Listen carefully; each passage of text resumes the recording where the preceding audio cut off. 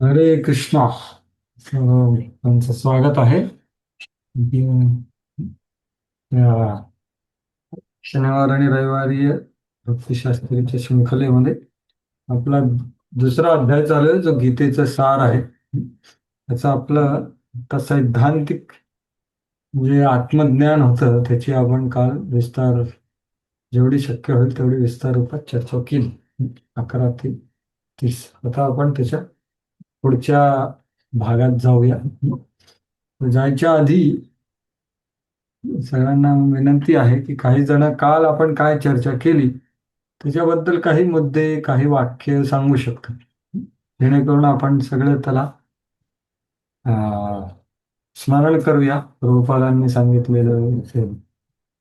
काल आपली काय चर्चा झाली, कोणाला सांगायचे काय काही मुद्दे, छोटे मोठे? हं? हरे कृष्ण. म्यूट करा, आवाज येत असेल. तुम्हाला बोलायचं असेल तर अनम्यूट करा, नाही तर म्यूट करा. कोणाला सांगायचं काल आपण काय चर्चा केली, कालच्या चर्चेमध्ये काय काय झालं चर्चा?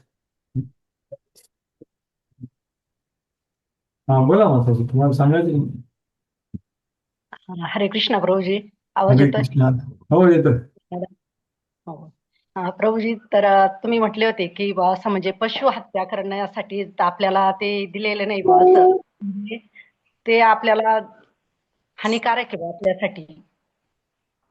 तर मग समजा आम्ही तर शेतकरी आहे, तर समजा या गोष्टी होतच राहते आमच्याकडून. समजा आता कीटकनाशक आहे, फवारणी केली तर कितीतरी जंतूंचं नुकसान होत असतं नाही आमच्याकडून. हा, तर मग त्याच्यामध्ये काय होईल असं तुमचं म्हणणं?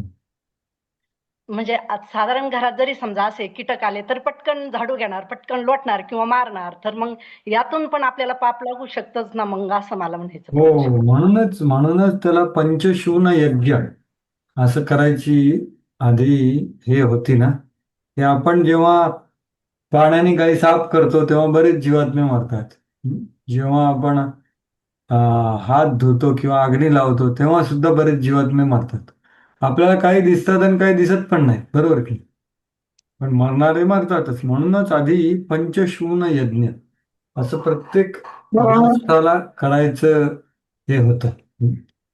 पण ते आत्ता कोणी करत नाही. पण आपण आत्ता भक्त असल्यामुळे आपण संकीर्तन यज्ञ करत आहे. आणि आपण विनाकारण काही मारत नाही. आपण साफसफाई करत आहोत किंवा हो. शेती करत आहोत, ज्याचे उत्पन्न आपण भगवंताला अर्पण करणार आहे. हो. तर अशा गोष्टी तर प्रत्येक ठिकाणी मारल्या जातात. म्हणजे तुम्ही बघाल, म्हणूनच ते काही लोक तुम्ही बघाल एका पंथाचे जे दो डोक्याला आपल्या तोंडाला असं बांधतात का? कारण आपण बोलताना सुद्धा काही जीव मरून जातात, चालताना पण मरतात. तर आता आपण एवढं जर का आपण विचार केला तर आपण भगवंताची सेवाच करू शकणार नाही. त्याच्यामुळे आपण जेव्हा भगवंताच्या सेवेमध्ये लागलेलो आहे तेव्हा हे बाकी सगळं आपला बिलकुल भाव नाहीये कोणाला मारायचा. आणि विनाकारण आपण कोणाला मारत नाही. आणि आपण संकीर्तन यज्ञामध्ये लागलेलो आहोत, त्याच्यामुळे ते पंचशून यज्ञ वगैरे आपल्याला करायची आवश्यकता नाहीये, जर आपण हा संकीर्तन यज्ञ करत असू तर. पण तुम्ही म्हणताय ते बरोबर आहे की आपण जाणून बुजून नाही करत, पण कार्य करताना बरीच हिंसा घडते. पण त्या हिंसेला असं, म्हणजे ती विनाकारण हिंसा नाहीये. किंवा खूप फायनल करतो बाई एकदा. काय त्या नेमकं फायनल जसं करतो? स्लॉटर हाऊस मध्ये असतं ना, हरे कृष्ण, जसं आपण ते हिंसा करून त्याचं विकत विकत वगैरे काही नाही, नाही. तसं प्रकार नाही. आपण शेती करतो आहे आणि शेतीत हे तर स्वाभाविक आहे, तर हे होणार आहे. त्याच्यामुळे त्याच्यामध्ये काही पाप लागायची शक्यता नाही. विशेष रूपात जे भक्त आहेत, जे संकीर्तन यज्ञामध्ये लागलेले आहेत, त्यांना त्याच्यामध्ये पाप लागणार नाही. ठीक आहे. अजून काय, अजून कोणाला काय सांगायचं काल जे आपण चर्चा केली? हा, सुंदर भाऊ, तुम्हाला काय सांगायचं? प्रभूजी, द्वैत आणि अद्वैतामध्ये काय फरक, कसं समजायचं? द्वैत आणि अद्वैताचा फरक कसा समजायचा? तुम्हाला काय माहिती? कारण जे आपल्या आचार्यांनी जे सिद्धांत दिलेले त्या सिद्धांतानुसार म्हणजे त्याच्यात जास्त असं वाचलेलं नाही, पण प्रश्न आला मला आणि त्यात तो विषय या दुसऱ्या अध्यायामध्ये निघाला होता, अद्वैताचा. बरोबर. 12वा जो श्लोक आहे त्याच्या हो. तात्पर्यामध्ये आपण विस्तार रूपमध्ये त्याची चर्चा केली. फक्त मी तो शब्द नाही वापरला अद्वैत. हा. त्याला निर्विशेषवाद असं वापरलं, मायावाद असं वापरलं, की ब्रह्म सत्य जगन मिथ्या, की फक्त ब्रह्म एकच सत्य आहे, हे जगत पूर्ण मिथ्या आहे. तुमचं शरीर, माझं शरीर, आपले संबंध, भगवंताचं शरीर, भगवंताचा आपल्याशी संबंध, हे सगळं म्हणतात हे सगळं व्यावहारिक आहे. हे सगळे व्यावहारिक भेद आहेत. मी तुम्हाला नाव दिले, म्हणजे तुम्हाला तुमचं नाव सुंदरश्याम प्रभू आहे, माझं नाव समर्पण गोपदास. हे सगळं आत्ता व्यवहारासाठी आहे. आपण जेव्हा परमार्थ साधू ना, सगळं तुम्ही मी एक. ध्येय धाता नाही, सेव्य सेवक नाही, काही संबंध नाही. ही जी विचारधारा आहे त्याला अद्वैत म्हणतात.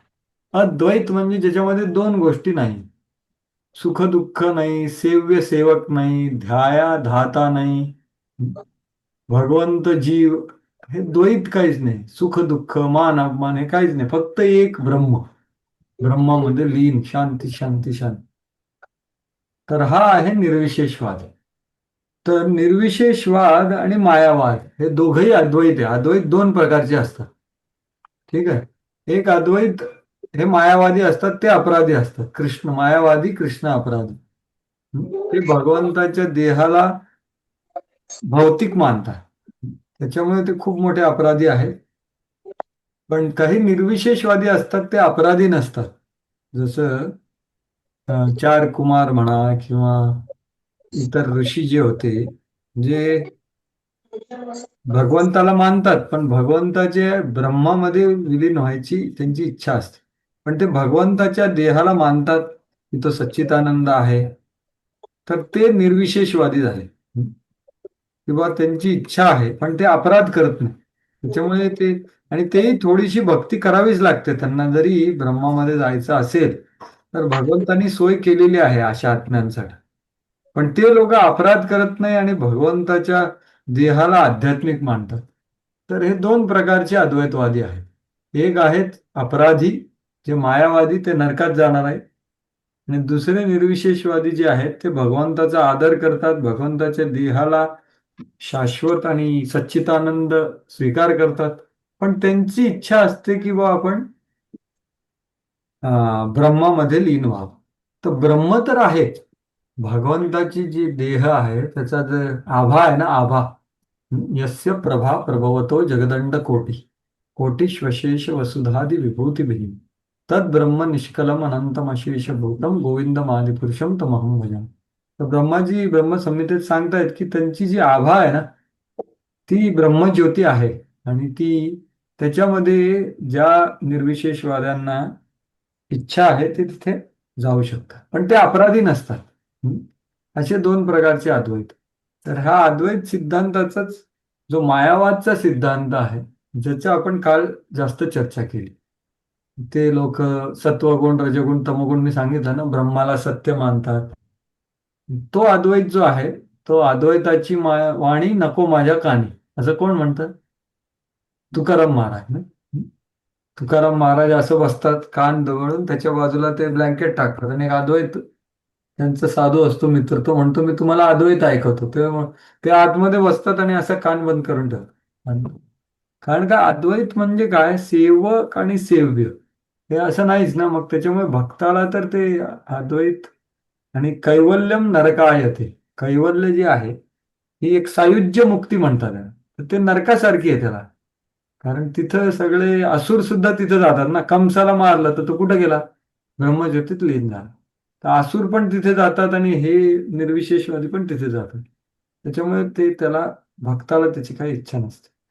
हे झालं. त्याच्यामुळे अद्वैताचं खंडन झालेलं आहे दुसऱ्या 12व्या श्लोकामध्ये. पण कुठला अद्वैत आहे? ते मायावादवाला अद्वैत, अपराधवाला अद्वैत, त्याचं खंडन झालं. ठीक आहे. हो. अजून कोणाचं काही आहे कालच्या बद्दल आपण काय चर्चा केली किंवा काय तुम्ही काही जण प्रश्न विचारताय किंवा काय? हरे कृष्ण प्रभूजी. हा बोला प्रभू. राजवेंद्र दंडवत प्रणाम.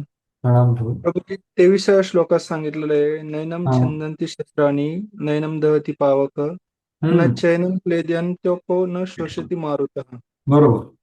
या आत्म्याचे कोणत्याही शास्त्राद्वारे तुकडे करता येत नाही, अग्नीद्वारे त्याला जाळता येत नाही, पाण्याद्वारे त्याला भिजवता येत पण नाही, वाऱ्याने त्याला सुकवता येत नाही. बरोबर. मग आत्मा जर वेगळा आहे तर मग आपण या शरीराप्रती इतका मोह का करतो? आपण आपल्याला ते समजतो ना प्रभू, तोच तर प्रॉब्लेम आहे.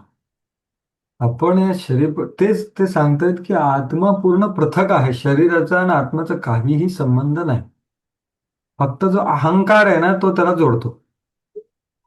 हम्म. नाही, मग आपण आत्म्याला आणि शरीराला कसं वेगळं बघितलं पाहिजे? हो तेच सांगतो, हे वेगळं बघण्यासाठी, कारण त्या आत्मा तर एवढा सूक्ष्म आहे पण त्याचा प्रभाव आपण बघू शकतो. या शरीरावर पडतोय ना. हम्म. तर हा प्रभाव का पडतो? कारण आत्मा आहे म्हणून. जर का आत्मा चालला गेला, मेला माणूस, तर मग प्रभाव पडतो का? शरीर शरीर वाढत नाही, शरीर सडून जात. याच्यावरून हम्म. तुम्ही अनुमान लावू शकता की बा आत्मा आहे आणि आत्मा नाही. आणि ज्या आत्म्यामुळे शरीरामध्ये 6 विकार होतात, की त्याचा जन्म होतो, मग तो राहतो, मग त्याचे काल आपण बघितलं ना ते, हे हम्म. आत्म्याच्या उपस्थितीमुळे होत आहे.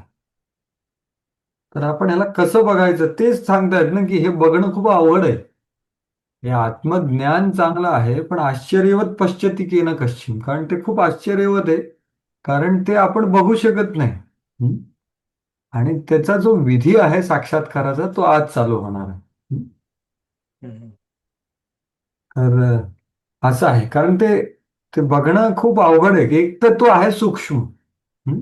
त्याच्यात ते आपल्याला आपल्या भौतिक इंद्रियाने त्याचा बघता येणार नाही. पण तो आहे तर खरा. पण त्याच्यावर चिंतन करायचं, त्याच्यावर मनन करायचं, नाही ती नाही ती, मी हे नाही, मी हे नाही. हं? ही जी प्रक्रिया आहे ती ज्ञानाची प्रक्रिया आहे. त्याच्यामुळे ही अवघड प्रक्रिया आहे. आपली भक्तीची प्रक्रिया काय आहे माहिती का? की आपण अंशी आहोत, आपण अंश आहोत. कोणाचे हम्म. अंश आहे आपण? भगवान, भगवंताची. भगवंताची. मामयांशो जीवलोके जीवभूत सनातन. तर त्या भगवंताला आपण जाणण्याचा प्रयत्न, तो सूर्यासारखे आहेत. आपण एक सूर्याचं किरण आहे. तर सूर्याला जाणणं सोपं आहे ना, कारण ते खूप मोठे आहेत, सगळीकडे सर्वव्यापी आहे. आपल्या आत्म्याचा प्रभाव आपल्या शरीरामध्ये आहे, तो पण आपण पूर्णपणे अनुभव करू शकत नाही. पण भगवंताला आपण जेव्हा जाणतो, जे सर्व आत्म्यांचे स्रोत आहेत किंवा त्यांचे सगळे अंश आहेत, त्याला आपण जाणलं तर आपण आपल्याला ऑटोमॅटिकली जाणतो की आपण तर हे आपला विधी आहे, तो 7व्या अध्यायात दिलेला आहे, भक्तियोग. हं? हम्म. की हे सगळं भगवंताचं आहे, ही सगळ्या शक्ती आपण पण भगवंताचेच आहोत ना. शक्ती आहे ना, हो. भगवंत शक्तिमान आहे. हे जड हम्म. जगत शक्ती आहे आणि आपण पराशक्ती आहे, आत्मे. जीव जगत जगदीश. तर जगदीशांचीच 2 शक्ती आहेत.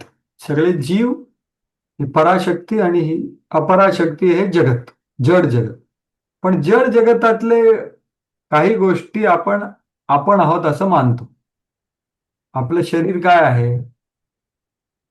भूमी रापो नलो वायू खम ह्याच्यानी बनलेलं आहे की नाही? तर ते हम्म. खरं नश्वर म्हणजे ते जड आहे. पण तरी आत्म्याच्या उपस्थितीमुळे ते आपल्याला वाढताना दिसतं. आणि प्रत्येक क्षणी आपल्याला नवीन शरीर दिलं जात आहे. त्याच्यामुळे हे नुसत्या आत्म्याला बघणं, त्याचं साक्षात्कार करणं, त्याच्यावर चिंतन करणं, हे ज्ञान योगाचा प्रक्रिया आहे आणि ती अवघड आहे. भगवंत सांगतात, क्लेशो अधिकारस्तेश अव्यक्त आसक्ती. पण जी भक्ती आहे ती 7व्या अध्यायापासून पुढे, की आपण सूर्याला जाणतो. मग सूर्याला जाणलं तर आपण आरशासमोर उभं राहिलं तर आपण कोण आहे ते आपण आपण जाणू शकतो. म्हणूनच भक्तियोग ही जी प्रक्रिया आहे ती भगवत साक्षात्कार होतो, त्याच्यामध्ये आत्मसाक्षात्कार निहित आहे. पण ही जी प्रक्रिया आहे ना आपली आत्ता जी आपण चर्चा करतो आहे, तो आहे हम्म. निष्काम कर्मयोग. त्याच्यामध्ये मनुष्य पहिले आत्म्याला जाणतो, मग परमात्म्याला जाणतो. त्याच्यामुळे ते एवढं सोपं नाही जे तुम्ही विचारतायत. आणि त्याचाच हम्म. विधी आत्ता आता देणार आहेत की हा आत्मज्ञान आपल्याला कधी साक्षात्कार होईल, जेव्हा माणूस निष्काम कर्मयोग करेल, ज्याची आज आपण चर्चा करणार आहे. हम्म. ठीक आहे. अजून कोणाचं काय आहे का, आपण जी चर्चा केली त्याच्यावर, किंवा काल काय आपण चर्चा केली त्याचं काही स्मरणामध्ये तुमच्या कोणाच्या?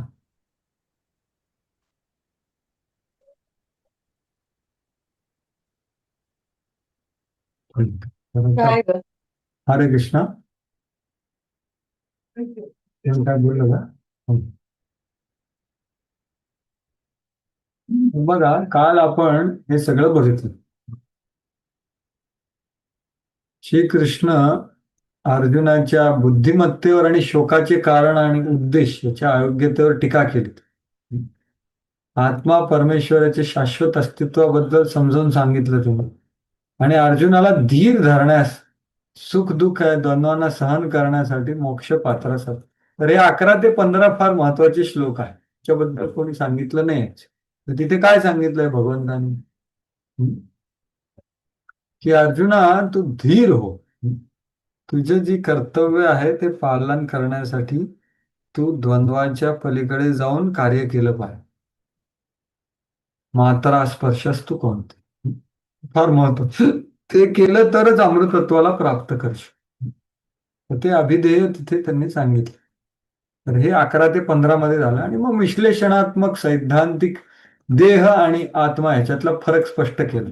16 ते 25 मध्ये स्वतःचं मत किंवा वेदांचं मत, जे भगवंताचंच मत आहे, पण भौतिक काही सिद्धांत काही लोक मांडतात, ते खरे खरे नाही आहेत पूर्णपणे. पण ते जरी तू अर्जुन मानत असशील ना, तरी तू युद्ध कर. शोकाचं काही कारण नाही. 26 ते 28. आणि मग आत्मज्ञानाचा विषय पूर्ण करून अर्जुनाला युद्धाची आज्ञा दिली. तर याची आपण काल चर्चा केली. आता हे झालं आत्मज्ञान.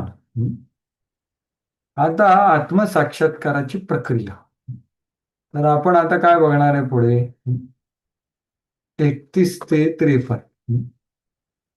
हे जे आहे हे आज आपण बघणार मिनिमम. ह्याच्या पुढे जाऊ 38 ते 41 पर्यंत. तर आपण काय बघणार आहे तिथे? आत्मसाक्षात्काराची प्रक्रिया म्हणजे बुद्धियोग किंवा निष्काम कर्मयोग. तर ह्या 2 नाव आहेत. निष्काम कर्मयोगही म्हणतात किंवा बुद्धियोग म्हणतात. निष्काम कर्मयोग किंवा बुद्धियोग म्हणजे काय? की फळाची अपेक्षा न ठेवता कार्य करणं. बघा, कुठलाही कर्मयोग म्हणा, बुद्धियोग म्हणा, त्याचं हे काय आहे? ज्ञान, ऍक्शन विथ नॉलेज. कार्य करायचं पण आत्मज्ञानाने, भगवत ज्ञानाने, आणि मग फळाची अपेक्षा नसेल तर ते निष्काम कर्मयोग. तर हे आता समजावून सांगण्यासाठी कृष्ण प्रथम भौतिक इच्छांनी प्रेरित होऊन केलेले कार्य, त्याला काय म्हणतात? सकाम कर्म. आणि त्याच्या सकाम कर्मामुळे करणारे भौतिक फळ याची चर्चा करतात 2 श्लोकांत. की हे अर्जुन, तू तुझा स्वधर्म केला तर स्वर्ग प्राप्त होईल, आणि तू जर का जिंकलास तर राज्य प्राप्त होईल, त्याचा भोग कर, किंवा तू हारलास तर स्वर्ग प्राप्त होईल, त्याचा भोग कर. तर हे सकाम कर्माचं पहिले वर्णन. आणि जर का कर्तव्य नाही केलं तर त्याचे परिणाम काय होतील ते स्पष्ट करतात 33 ते 37. की अरे सगळं तुझी निंदा करतील, तू त्याचं सहन करू शकणार नाहीस, इत्यादी. आणि मग ते निष्काम कर्मयोगाचं पूर्णपणे वर्णन करतात. बुद्धियोग किंवा निष्काम कर्मयोग, तर कुठलाही तुम्ही शब्द वापरू शकता. त्याच सुरुवात करतात. तर सर्वात प्रथम ते प्रशंसा करतात. बघा, कुठलीही गोष्ट आपल्याला पटवून द्यायची असेल तर पहिले ते आपल्याला त्याची प्रशंसा करून त्याचं महत्व सांगतात की हे किती शक्तिशाली आहे. तर त्याचं वर्णन आहे 38, 39, 40, 41. ह्याच्यामध्ये बुद्धियोग किंवा निष्काम कर्मयोग याची प्रशंसा केली आहे. की कसं, जो कुठलाही माणूस जर का बुद्धियोगाने किंवा निष्काम कर्मयोगाने कार्य करत असेल तर त्याला त्यांनी कार्य पूर्ण जरी नाही केलं किंवा काही त्याच्यामध्ये थोडा दोष असेल तरीही त्याला चांगलं फळ मिळतं, किंवा दोष असेल तर त्याला पाप लागत नाही, किंवा थोडस जरी केलं तरी मनुष्य जीवन प्राप्त होतं. आणि असे लोक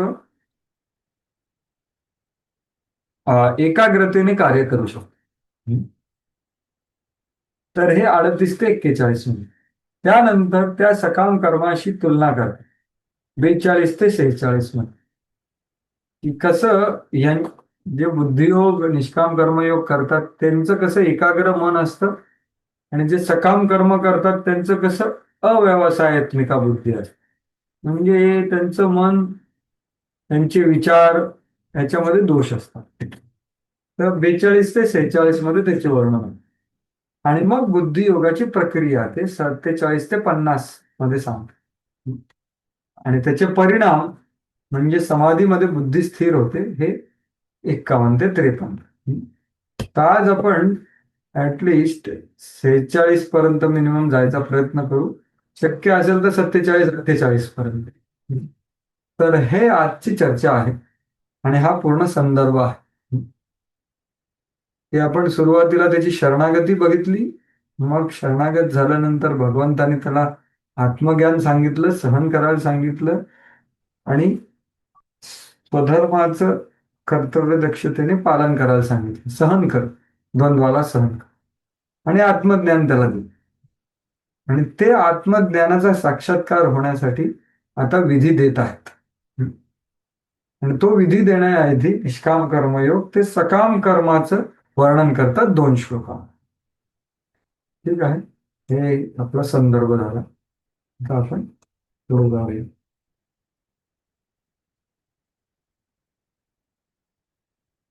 हे बघा, हेच आता मी तुम्हाला सांगितलं तेच आहे. तर मागच्या श्लोकामध्ये भगवंताने आत्मज्ञानाची सांगता केली. तर काल आपण हेही चर्चा केली. बघा, हे जी लाईन आहे ही फार महत्वाची लाईन आहे. काल माताजीने प्रश्न विचारला होता की आपल्या जीवनाचं ध्येय हेच असलं पाहिजे, हेतुकी कृपेची प्राप्ती करायची, त्याच्यासाठी साधना करायचा प्रयत्न करायचा. वा, गुरुची कृपा. तर हे सगळं सांगितल्यानंतर अर्जुनाला ते सांगतायत की हे भरत वंशजा, या देहामध्ये जो वास करतो त्याचा वध होऊ शकतो, म्हणून कोणत्याही प्राणीमात्रांचा तू शोक करण्याची आवश्यकता नाही. म्हणजे काय करतो आता? उलट भगवान श्रीकृष्ण आता अविकारी आत्म्याबद्दलचा उपदेशाचा शेवट करतात. तर अर्जुनाने युद्ध कर्तव्याचा त्याग करणे योग्य नाही, तर त्यांनी युद्ध करावं. आता पुढे जसं मी सांगितलं की निष्काम कर्मयोग किंवा बुद्धियोग त्यांना वर्णन करायचं आहे, पण त्याचं वर्णन 38व्या श्लोकापासून चालू होतं. त्याच्या आधी ते 2 श्लोकामध्ये सकाम कर्माचं वर्णन करतात, की भौतिक इच्छाने केलेलं स्वधर्म त्यांनी भौतिक फळं प्राप्त होतात इत्यादी. तर हे का बरं सांगतायत? कारण निष्काम कर्मामध्ये आपली बुद्धी स्पष्ट व्हावी त्याच्यासाठी. आत्मज्ञानातील स्थिरतेबद्दल आदर निर्माण करण्यासाठी भगवान प्रथम 2 श्लोकांमध्ये वैयक्तिक इच्छासह सकाम कर्म केलेल्या कर्मामुळे मिळणाऱ्या भौतिक फळाविषयी सांगतात. स्वधर्ममपि चावेक्ष न विकंपितुम अर्हसि. इथे चुकीचं हे झालेलं आहे. स्वधर्मम अपि चावेक्ष न विकंपितुम अर्हसि धर्माद्धि युद्धात् श्रेयो अन्यत् क्षत्रियस्य न विद्यते. भाषांतर वाचक. हरे कृष्णा. हरे कृष्ण. क्षत्रिय या नात्याने तुझ्या विशिष्ट कर्तव्यांचा विचार केला असता तू जाणले पाहिजे की तुला धर्मतत्वांसाठी युद्ध करण्यापेक्षा श्रेष्ठ असे इतर कोणतेही कार्य नाही. यास्तव तू संकोच करण्याची आवश्यकता नाही. हरे कृष्ण. तर तू संकोच का करतोस? शास्त्रांमध्ये सांगितलं आहे की 2 ठिकाणी, कुठे? धर्म करताना आणि यज्ञ करताना जर का काही हिंसा होत असेल तर त्या हिंसेचं पाप लागत नाही. जेव्हा कोणी स्वधर्म करत असेल, एखादा ब्राह्मण यज्ञ करत असेल किंवा एक योद्धा आणि योगी. योगी यज्ञ करत असेल किंवा योद्धा युद्ध करत असेल तर त्याला पाप लागत नाही. प्रभुपाद तेच सांगतायत हा श्लोक उद्धृत करताना न्यायसंहितेचा, की रणभूमीवर एखादा राजा किंवा क्षत्रिय त्याचा मत्सर करणाऱ्या राजाशी लढतो तेव्हा मृत्यूनंतर तो स्वर्गप्राप्ती करण्यास योग्य होतो. त्याचप्रमाणे ब्राह्मणही यज्ञांमध्ये पशूची आहुती देऊन स्वर्गप्राप्ती करतात. म्हणून धार्मिक तत्व पालनासाठी रणभूमीवर हत्या करण्यावर यज्ञामध्ये पशूची आहुती त्याच मुळीच हिंसक कृती मानल्या जात नाही. म्हणजे काय, त्यांना पाप आणि नरक नाही मिळत, कारण यामध्ये धर्मतत्वे संबंधित असल्यामुळे प्रत्येकाला लाभ होतो. प्रत्येकाला म्हणजे काय, जे प्राणी जे भाग घेतात त्यांनाही लाभ होतो. तो उत्क्रांती मार्गात न जाता त्याला मनुष्य जीवनाची प्राप्ती होते. बघा, म्हणजे सगळ्यांना लाभ, प्रत्येकाला लाभ होतो. म्हणजे काय, जो प्राणी आहे त्यालाही लाभ होतो. कारण काय, हे शास्त्रामध्ये सांगितलं. युद्धवेळी मारलेल्या क्षत्रियांनाही यज्ञबळी देऊन स्वर्गप्राप्ती करणाऱ्या ब्राह्मणांप्रमाणे स्वर्गप्राप्ती. तर हेच सिद्धांत भगवंत इथे सांगत आहे, की तू मला आधी सांगितलं की माझा स्वतःचा धर्म मी विचार केला, तर मी म्हणून म्हटले की मला काहीच याच्यामध्ये फायदा दिसत नाही, की मी हे मारलं त्याच्याहून उलट तर मला वाटलं की मी नरकात जाईल, कारण मी एवढ्या नातेवाईकांना मारेन. पण तू जे म्हणतोय ना, ते जे युद्ध आहे ते अज्ञानवश केलेल्या युद्धामध्ये तुला पाप लागेल किंवा नरकात जावं लागेल. म्हणजे अज्ञानवश केलं जे युद्ध आहे, बिलकुल त्याला काही ज्ञान नाही, आत्म्याचं ज्ञान नाही, धर्माचं ज्ञान नाही, शास्त्राचं ज्ञान नाही, आणि तो युद्ध करतो आणि हिंसा करतो, तो माणूस नरकात जाईल, त्याला पाप लागेल. पण धार्मिक युद्ध जेव्हा माणूस करतो त्याला थोडं ज्ञान असतं आत्म्याचं, शास्त्राचं आणि धर्माचं, तर त्याला पाप नाही लागत. त्याला भोगदेह प्राप्त होऊ शकतो, स्वर्ग प्राप्त होऊ शकतो, असं भगवंत सांगत आहेत. तेच प्रभुपादही सांगत आहेत. आणि ते बघा, आजकाल कालही प्रभुपादांनी सांगितलं, काही वेळा धार्मिक हिंसा ही आवश्यक बाब असते. क्षत्रियांना विशेष आव्हान देण्याचे आणि हत्या करण्याचे प्रशिक्षण दिले जाते. का, कारण धार्मिक हिंसा पण गरज आहे ना खूप. मग ते गरज असताना शिकायची गरज नाही, त्यांना आधीच शिकलं पाहिजे. म्हणून क्षत्रिय एकदम संन्यासाश्रम स्वीकारू शकत नाही. राजकारणात अहिंसा ही राजकारणात चाल किंवा धोरण ठरू शकते, पण एक अविभाज्य तत्व म्हणून ती असू शकत नाही. तर गांधीजी अहिंसा म्हणायचं, पण ते चुकीचं आहे. दुसरा माणूस अधर्म करत असेल तर आपण अहिंसा म्हणणं हे चुकीचं आहे. कुठलं शास्त्र त्याला मानत. तेच प्रभुपाद सांगताय. ते स्वतः आधी त्यांचे अनुयायी होते ना, पण जेव्हा भक्तिसिद्धांत सरस्वती ठाकूरला भेटले तेव्हा त्यांना समजवलं. आणि क्षत्रियाचा अर्थ म्हणजे काय, ते सगळ्यांचं रक्षण करते. क्षत्रिय, क्षत म्हणजे पीडा, जो पीडा होण्यापासून रक्षण करतो त्याला म्हणतात क्षत्रिय. आता तुमच्या समोर जर का, क्षत्रियासमोर जर का पीडा होत असेल लोकांना, तर तो त्यांनी संरक्षण दिलंच पाहिजे. म्हणूनच त्यांना शिकार करण्याचं प्रशिक्षण दिलं जाते इत्यादी. आणि आपण बघतो महाराष्ट्रामध्ये सुद्धा शिवाजी राजे, संभाजी राजे हे सगळे स्वतःहून पुढे जाऊन लढायचे, आजकालसारखे नाही तथाकथित. त्याच्यामुळे हे खरे क्षत्रिय, राजर्षी. तेच प्रभुपाद सांगतात. म्हणून स्वधर्म दोन प्रकारचे. तर एक देहाचा स्वधर्म, स्वधर्म शब्द आलाय ना इथे, स्वधर्मम अपिच आवेक्ष, की तू स्वधर्माने जर का तू विचार केला तर मुक्त होत नाही. म्हणजे बद्ध अवस्थेत एक स्वधर्म असतो, ते आपल्या शरीरानुसार असतो, म्हणजे वर्णाश्रम. पण जेव्हा तो मुक्त होतो तेव्हा त्याचा स्वधर्म काय, जीवेर स्वरूप होय कृष्ण नित्यदास. तर हे दोन प्रकारचे स्वधर्म आहेत. ब्राह्मण आणि क्षत्रियांना शारीरिक स्तरावर विशिष्ट नियत कर्मे आणि त्यांचे पालन करणे अनिवार्य आहे.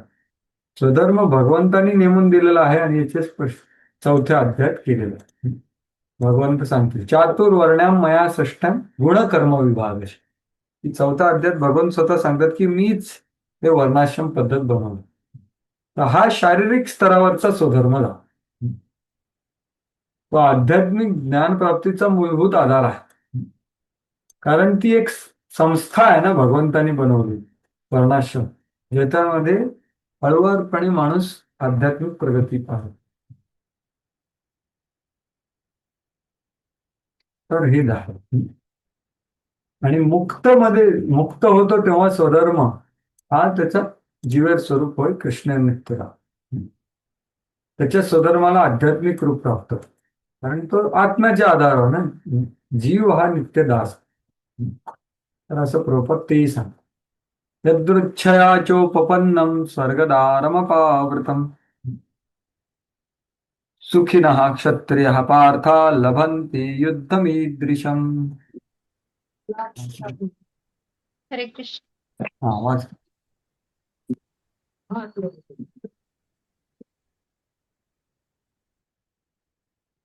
भाषांतर वाचा. हरे कृष्णा. हा, वाचा ना. हे पार्थ, प्रयत्न न करताही अशा युद्धाची संधी प्राप्त झालेले क्षत्रिय खरोखरच सुखी आहेत. कारण या संधीमुळे त्यांच्यासाठी स्वर्गाचे द्वारे सहज उघडे होतात. सताड उघडी होय. सहज म्हणजे ते सताडले. ठीक आहे, जे काय आहे ते. तर क्षत्रिय खरे जेव्हा युद्ध येतं तेव्हा तो खुश होतो. तर अर्जुन काय म्हणत होता की अरे मला कल्याणकारक काही दिसत नाही. निमित्तानी च पश्यानी विपरीतानी केश. त्यामुळे शाश्वत नरकवासच भोगावं लागेल. अरे हे मूर्खपणाचे विचार सोडून याची निंदा केली आता. अर्जुनाने अशी विधाने केवळ अज्ञानामुळे केली होती. अहिंसक बनून त्याला त्याचे नियत कर्म करायचे होते. क्षत्रियाने रणांगण असून अहिंसक बनणं हे मूर्खांचे तत्वज्ञान. म्हणून पराशर मुनी सांगतात की क्षत्रियाचं काय आहे, सर्व प्रकारच्या संकटातून प्रजेचे रक्षण करणे हे त्याचं हे आहे. तसेच कायदा सुव्यवस्था राखण्याकरता त्याला योग्य हिंसा करावीच लागते. हे सगळं करण्याकरता कलियुगामध्ये कायदा आणि सुव्यवस्था ठेवण्यासाठी हिंसा करण्याची गरज आहे. असं नाही की अहिंसा अहिंसा, हे चुकीचं आहे. प्रजेचे रक्षण करण्यासाठी आणि कायदा आणि सुव्यवस्था ठेवण्यासाठी हिंसा करणं गरजेचं असेल ते करावी लागेल.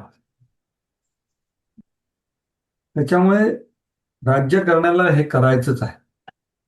तर अर्जुनाने युद्ध सोडलं नाही पाहिजे. आणि जर का तो युद्धात मारला गेला तरी तो स्वर्ग मिळेल त्याला. त्याच्यामुळे दोन्हीपैकी कुठल्याही परिस्थितीत युद्ध करणे त्याला लाभदायकच आहे. तो त्याचा जे अज्ञानी विचार होता तो सोड असं म्हणतात. आता जर का तू धर्म तुझा केला नाही तर आता हे झालं सकाम कर्माद्वारे भौतिक फळाची प्राप्ती होते, हे त्यांनी वर्णन केलं. आता 4 श्लोकांमध्ये जर का तू केला नाही तर काय होणार ते सांगणार. 33 पासून 37. अथ चेत्त्वमिमं धर्म्यं संग्रामं न करिष्यसि ततः स्वधर्म कीर्तिं च हित्वा पापम अवाप्स्यसि. वाचा. परंतु तू जर धर्मयुद्ध करण्याचे तुझे कर्तव्य केले नाहीस तर कर्तव्य करण्यामध्ये निष्काळजीपणा केल्यामुळे तुला निश्चितपणे पाप लागेल आणि याप्रमाणे योद्धा म्हणून तू तुझी कीर्ती गमावशील. तू म्हणतोय की मी युद्ध केलं तर पाप लागेल. मी म्हणतोय तू युद्ध नाही केलं तर तुला पाप लागेल. निष्काळजीपणामुळे कर्तव्य नाही केलं तर तुला पाप लागेल. आणि पापच नाही, तुझी कीर्ती पण जाईल. तू एवढा प्रख्यात आहेस, पशुपतास्त्र तू मिळवलं, तू अग्नीकडून काय काय मिळवलं, रथ मिळवला, तू एवढा प्रख्यात आहेस, तुझी सगळी कीर्ती मातीत मिळेल. त्याच्यामुळे तू युद्ध नाही केलं तर तुला पाप लागणार आहे, हे तू लक्षात घे. तर तेच प्रभुपाद इथे सांगतात की अर्जुन हा प्रसिद्ध योद्धा होता, शंकरासहित देवी देवता त्यांनी अनेक अस्त्र प्राप्त केली होती. द्रोणाचार्यांचे त्याला आशीर्वाद मिळाले होते आणि त्यांना ब्रह्मास्त्र पण माहिती होतं. त्याच्यामुळे अशा प्रख्यात माणसाने हे चुकीचं आहे. हे बघ इथे त्याने आपल्या क्षत्रियाचे कर्तव्य टाळले असे नव्हे, तर तो आपली कीर्ती आणि नावलौकिकही गमावून बसला. त्याप्रमाणे नरकात जाण्यासाठी त्याने स्वतःचा राजमार्ग बनवला.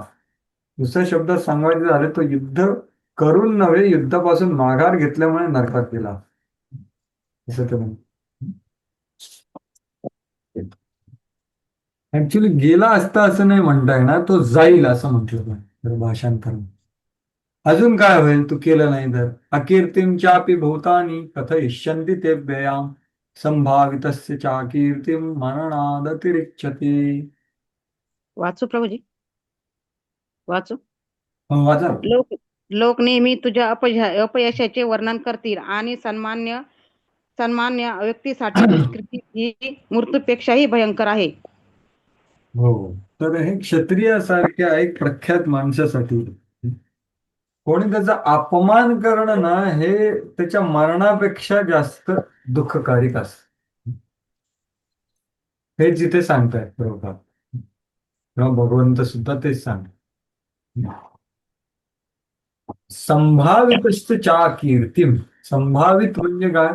सन्माननीय व्यक्तीसाठी. अकीर्ती मरणाद अतिरिच्यते, मृत्यूपेक्षा जास्त दुःखदायी असत. आणि तू तसा सन्माननीय क्षत्रिय आहे, तुझ्यासाठी दुष्कीर्ती लोक तुझे मजाक उडवते. तू युद्ध आरंभ होण्यापूर्वी युद्ध सोडून गेलास तर लोक तुला भ्याड म्हणतात. जरी तू म्हणत असशील की अरे हे भगवंता, मी मी त्याला सहन करू शकतो. तुम्ही म्हणता ना की माझी अकीर्ती होईल, मी त्या अकीर्तीला सहन करू. भगवंत म्हणतात नाही, तू सहन करू शकत नाही, खूप अवघड आहे तुला सहन करणं, असं ते सांगतात या श्लोकामध्ये. कारण लोक तुझी निंदा करतात. अजून काय करणार? भयादणादु परतम मन्यस्ते वां महारथः येषां त्वं बहुमतो भूत्वा यास्यसि लाघवम्. वाचा अजून. वाचा. हरे कृष्ण. वाचा मग. च्या मोठ्या मोठ्या महारथी सेनापतींनी तुझ्या नावलौकिकाची आणि यशाची वाखाणणी केली आहे. त्यांना वाटेल की केवळ भीतीमुळे तू रणांगण सोडले आहेस आणि याप्रमाणे ते तुला तुच्छच समजतील. हरे कृष्ण. अर्जुन म्हणतोय भगवंताला, अरे माझी अशी अकीर्ती कशी होईल? मी जर का एक दया म्हणून मी हे युद्ध सोडतोय, मी भ्याड म्हणून नाही सोडत आहे, माझ्या हृदयामध्ये दया प्रकट होते आहे, तर माझी अकीर्ती का होईल? भगवंत त्याला म्हणतात, अरे महारथ दुर्योधन सारखे महारथी ते कधीच तुम्हाला म्हणणार नाही की तू दयामुळे सोडून गेला. तुझ्या नातेवाईकांवर तुला दया आली, तुझ्या कोमल हृदयामध्ये, ते असं कधीच नाही म्हणणार. ते म्हणतील की कर्णाला घाबरून पळून गेला तो, असं म्हणतील. आणि तू एक भ्याड आहेस असं तुझे निंदा करते. जरी तुझी इच्छा जर का दया असेल ना, तरी ते कधी त्याला समजू शकणार नाहीत, असं ते म्हणतात. आवाज ते तात्पर्यामध्ये पण तेच आहे.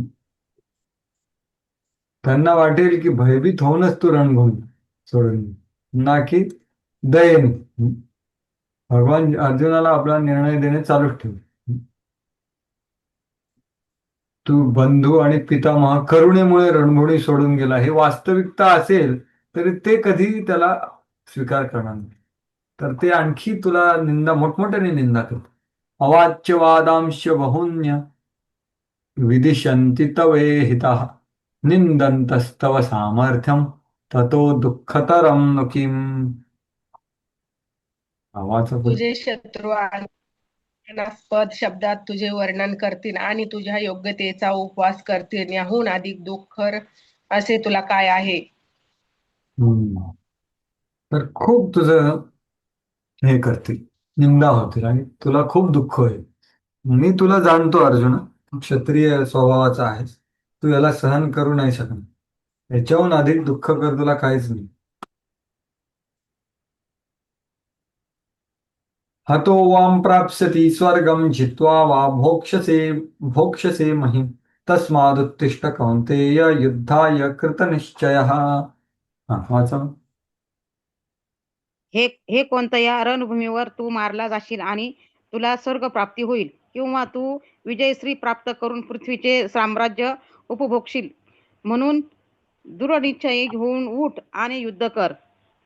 अरे अर्जुन म्हणतो की अरे नाही नाही नाही, मी जिंकेल का हरेल त्याची काय मला विश्वास नाहीये, म्हणून मी युद्ध सोडून चालू. भगवंत म्हणतील अरे तू हरला तरी स्वर्गात जाशील आणि जिंकला तर राज्य भोगशील. तर काय तुला दोन्ही परिस्थितीमध्ये तुला फायदाच होणार ना.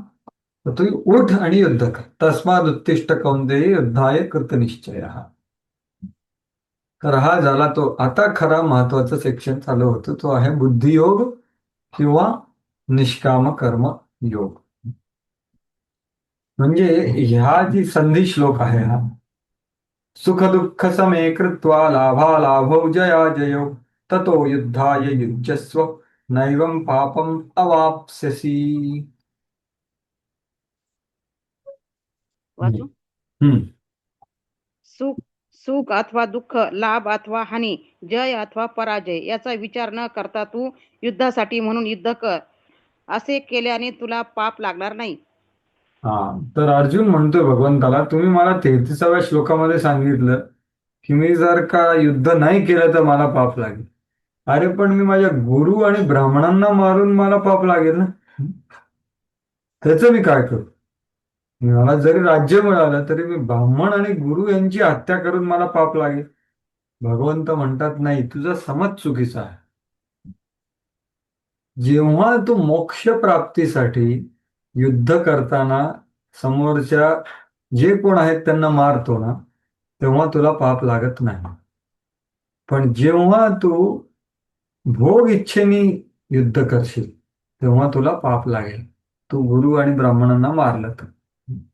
तर हे महत्वाचा सिद्धांत इथे काय की समेकृत्वा, सुख दुःख समेकृत्वा म्हणजे काय की तू सुखाचा विचार न करता, त्याचा हेतू काय आहे जय, मी सुख कसं मिळेल, मी जिंकलो तर मला सुख मिळेल, असा विचार करून जर का तू ब्राह्मणा आणि गुरूंना मारलं तर तुला पाप लागणार.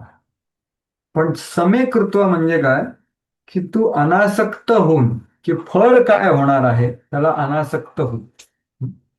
समेकृत्वाचा अर्थ तेच आहे की या जगामध्ये कुठलीही परिस्थिती द्वंद्वाची आली तरी आपण कर्तव्य करायचं. का? कारण मोक्षप्राप्तीसाठी, आत्मसाक्षात्कारासाठी, भगवत साक्षात्कारासाठी. तर तुला पाप लागणार नाही. समेकृत्वाचा अर्थ ते आहे की तू सुख आणि दुःख, सुखाचं कारण आहे विजय आणि दुःखाचं कारण असू शकतं हार. पण ह्या दोघाचा विचार न करता, कसला विचार करतो? अगर आत्मसाक्षात्काराचा, मोक्षाचा विचार करून जर का तू युद्ध केलंस तर तुला पाप लागणार नाही. म्हणजे मुमुक्षु होऊन जर का तू युद्ध केलं तर पाप नाही लागणार. जर का बुभुक्षु होऊन म्हणजे स्वार्थाने, भौतिक उद्देशाने युद्ध केलं आणि ब्राह्मणा आणि गुरूंना तू मारलंस तर तुला पाप लागेल, असा हा सिद्धांत ते सांगतो. प्रभुपाद पण तेच सांगतो की जो आपल्या इंद्रिय तृप्ती करता सत्वगुणामध्ये रजोगुणामध्ये कार्य करतो त्याला पाप अथवा पुण्यकर्माच्या बंधनात अडकावं लागतं. पण जो व्यक्ती कृष्ण भावनामृत मध्ये कार्य करतो तो म्हणजे काय, कृष्णाच्या सुख आणि दुःखासाठी विचार, स्वतःच्या नाही. कृष्ण भावनामृत कार्यामध्ये सुख अथवा दुःख, लाभ अथवा हानी, जय अथवा पराजय यासारख्या विचारांना अजिबात थारा नाही. किंवा तू युद्ध कर, मी सांगतो म्हणून युद्ध कर, बस खरा. काय होणार काय नाही होणार, भय बी सगळं सोडून, जीत हार मी सांगतो ना, तू युद्ध कर म्हणून तू युद्ध कर. तर श्रीकृष्णांसाठी सर्व काही करणे ही दिव्य भावना आहे. पण जेव्हा आपण सचेत राहून करतो तेव्हा फक्त नावाला नाही, बाह्य रूपाने नाही, आपल्या हृदयामध्ये काय विचार आहे ते महत्वाचं. आणि कृष्ण हृदयामध्ये आहे, त्यामुळे भौतिक कार्य बंधनास कारणीभूत होत नाही. श्रीकृष्णांसाठी सर्व काही करणे ही दिव्य भावना आहे. त्यामुळे भौतिक कार्य बंधनात कारण म्हणजे काय, बाहेरी रूपाने हे युद्ध भौतिक कार्य वाटेल, आणि कृष्णासाठी केलेलं ते भौतिक कार्य नाही, म्हणून त्याला पाप नाही लागणार. ज्या व्यक्तीने कृष्ण भावनाभावित कार्यामध्ये स्वतःला संपूर्णपणे समर्पिले आहे, सामान्यतः कर्म करणाऱ्या मनुष्याप्रमाणे कुठच्याही बंधनात राहावे लागत नाही आणि तो कोणाचाही ऋणी राहत.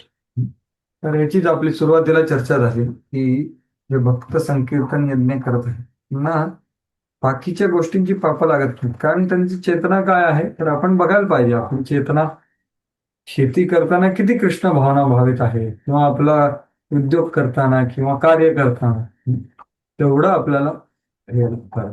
तर तो कोणाचाही ऋणी नाही आहे. प्रभुपाद तो श्लोकही उद्धृत करतात भागवताचा 11व्या स्कंदाचा 11:5-41. सर्वात मना या शरणम शरण्य, म्हणजे तो पूर्णपणे मुकुंद श्रीकृष्णांना शरण येतो. तो कोणाचाच किंकर नाही, कारण तो काय करतोय, मुळाला पाणी देतो, मग बाकीच्याला पाणी द्यायची गरज नाही. सगळ्यांचे ऋण त्याचे जातात. पिता, माता, ऋषी, देवता सगळ्याचे ऋण ते मुक्त होत. हे सांगेल म्हणजे काय, एक योद्धा म्हणून मुक्तीची इच्छा बाळगण्याच्या तुझ्या वृत्तीने त्याला मारल्यामुळे तुला पाप लागणार नाही, हे तू लक्षात घे. जो भौतिक फळाच्या आकांक्षेने लढतो त्याला ते पाप लागेल, गुरु ब्राह्मण इत्यादींना मारल्यास. परंतु सत्य ज्ञानाची इच्छा करतो, त्या आत्मसाक्षात्काराची प्राप्ती व्हावी याच्यासाठी मी माझं कर्तव्य करतो, तो भूतकाळात साचलेली अनंत पापे नष्ट करतो. पाप तर लागतच नाही त्याला. तर हा महत्वाचा सिद्धांत इथे भगवंत त्याला सांगत आहे. किंवा तू समबुद्धीने कार्य कर. तर हे झालं सांख्ययोग, आणि आता निष्काम कर्मयोग चालू होणार आहे 39व्या श्लोकापासून. एषा ते अभिहिता सांख्ये बुद्धियोगे त्विमां शृणु, बुद्ध्या युक्तो यया पार्थ कर्मबंधम प्रहास्यसि. माझं बरं भाषण. हा. आतापर्यंत या ज्ञानाची पूर्तकारणात्मक माहिती मी तुला सांगितली आहे. आता मी निष्काम कर्म कसे करावे याचे वर्णन करतो, ते ऐक. हे पार्था, या ज्ञानाच्या आधारे कार्य केल्याने तू कर्मबंधनातून मुक्त होऊ शकशील. तर बघा, आता विषय अंतर होत आहे. आतापर्यंत भगवंतांनी काय सांगितलं, सांख्य किंवा आत्मज्ञान किंवा ज्ञान योग, त्याचा विधी सांगितला. येते ते अभिहता सांख्य. अभिहता म्हणजे मी तुला आता वर्णन केलं आतापर्यंत 11व्या श्लोकापासून 38व्या श्लोकापर्यंत. ते काय आहे, पृथक्करणात्मक विश्लेषणाद्वारे मी आत्मज्ञान किंवा ज्ञानयोग तुला सांगितलं, त्याला सांख्यही म्हणतात. पण आता मी तुला काय सांगणार आहे, बुद्धियोग मी तुला सांगणार आहे, ते ऐक. तर बुद्धियोगाला सुद्धा हेच 2 नावं तुम्हाला म्हटले ना, तर प्रभुपाद इथे काय लिहितात, निष्काम कर्म.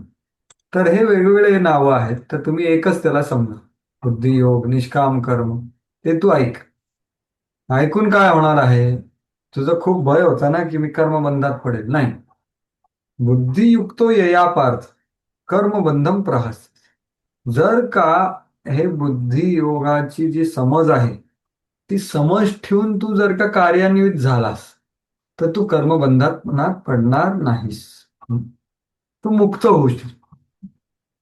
हे आहे इथे विषयानं.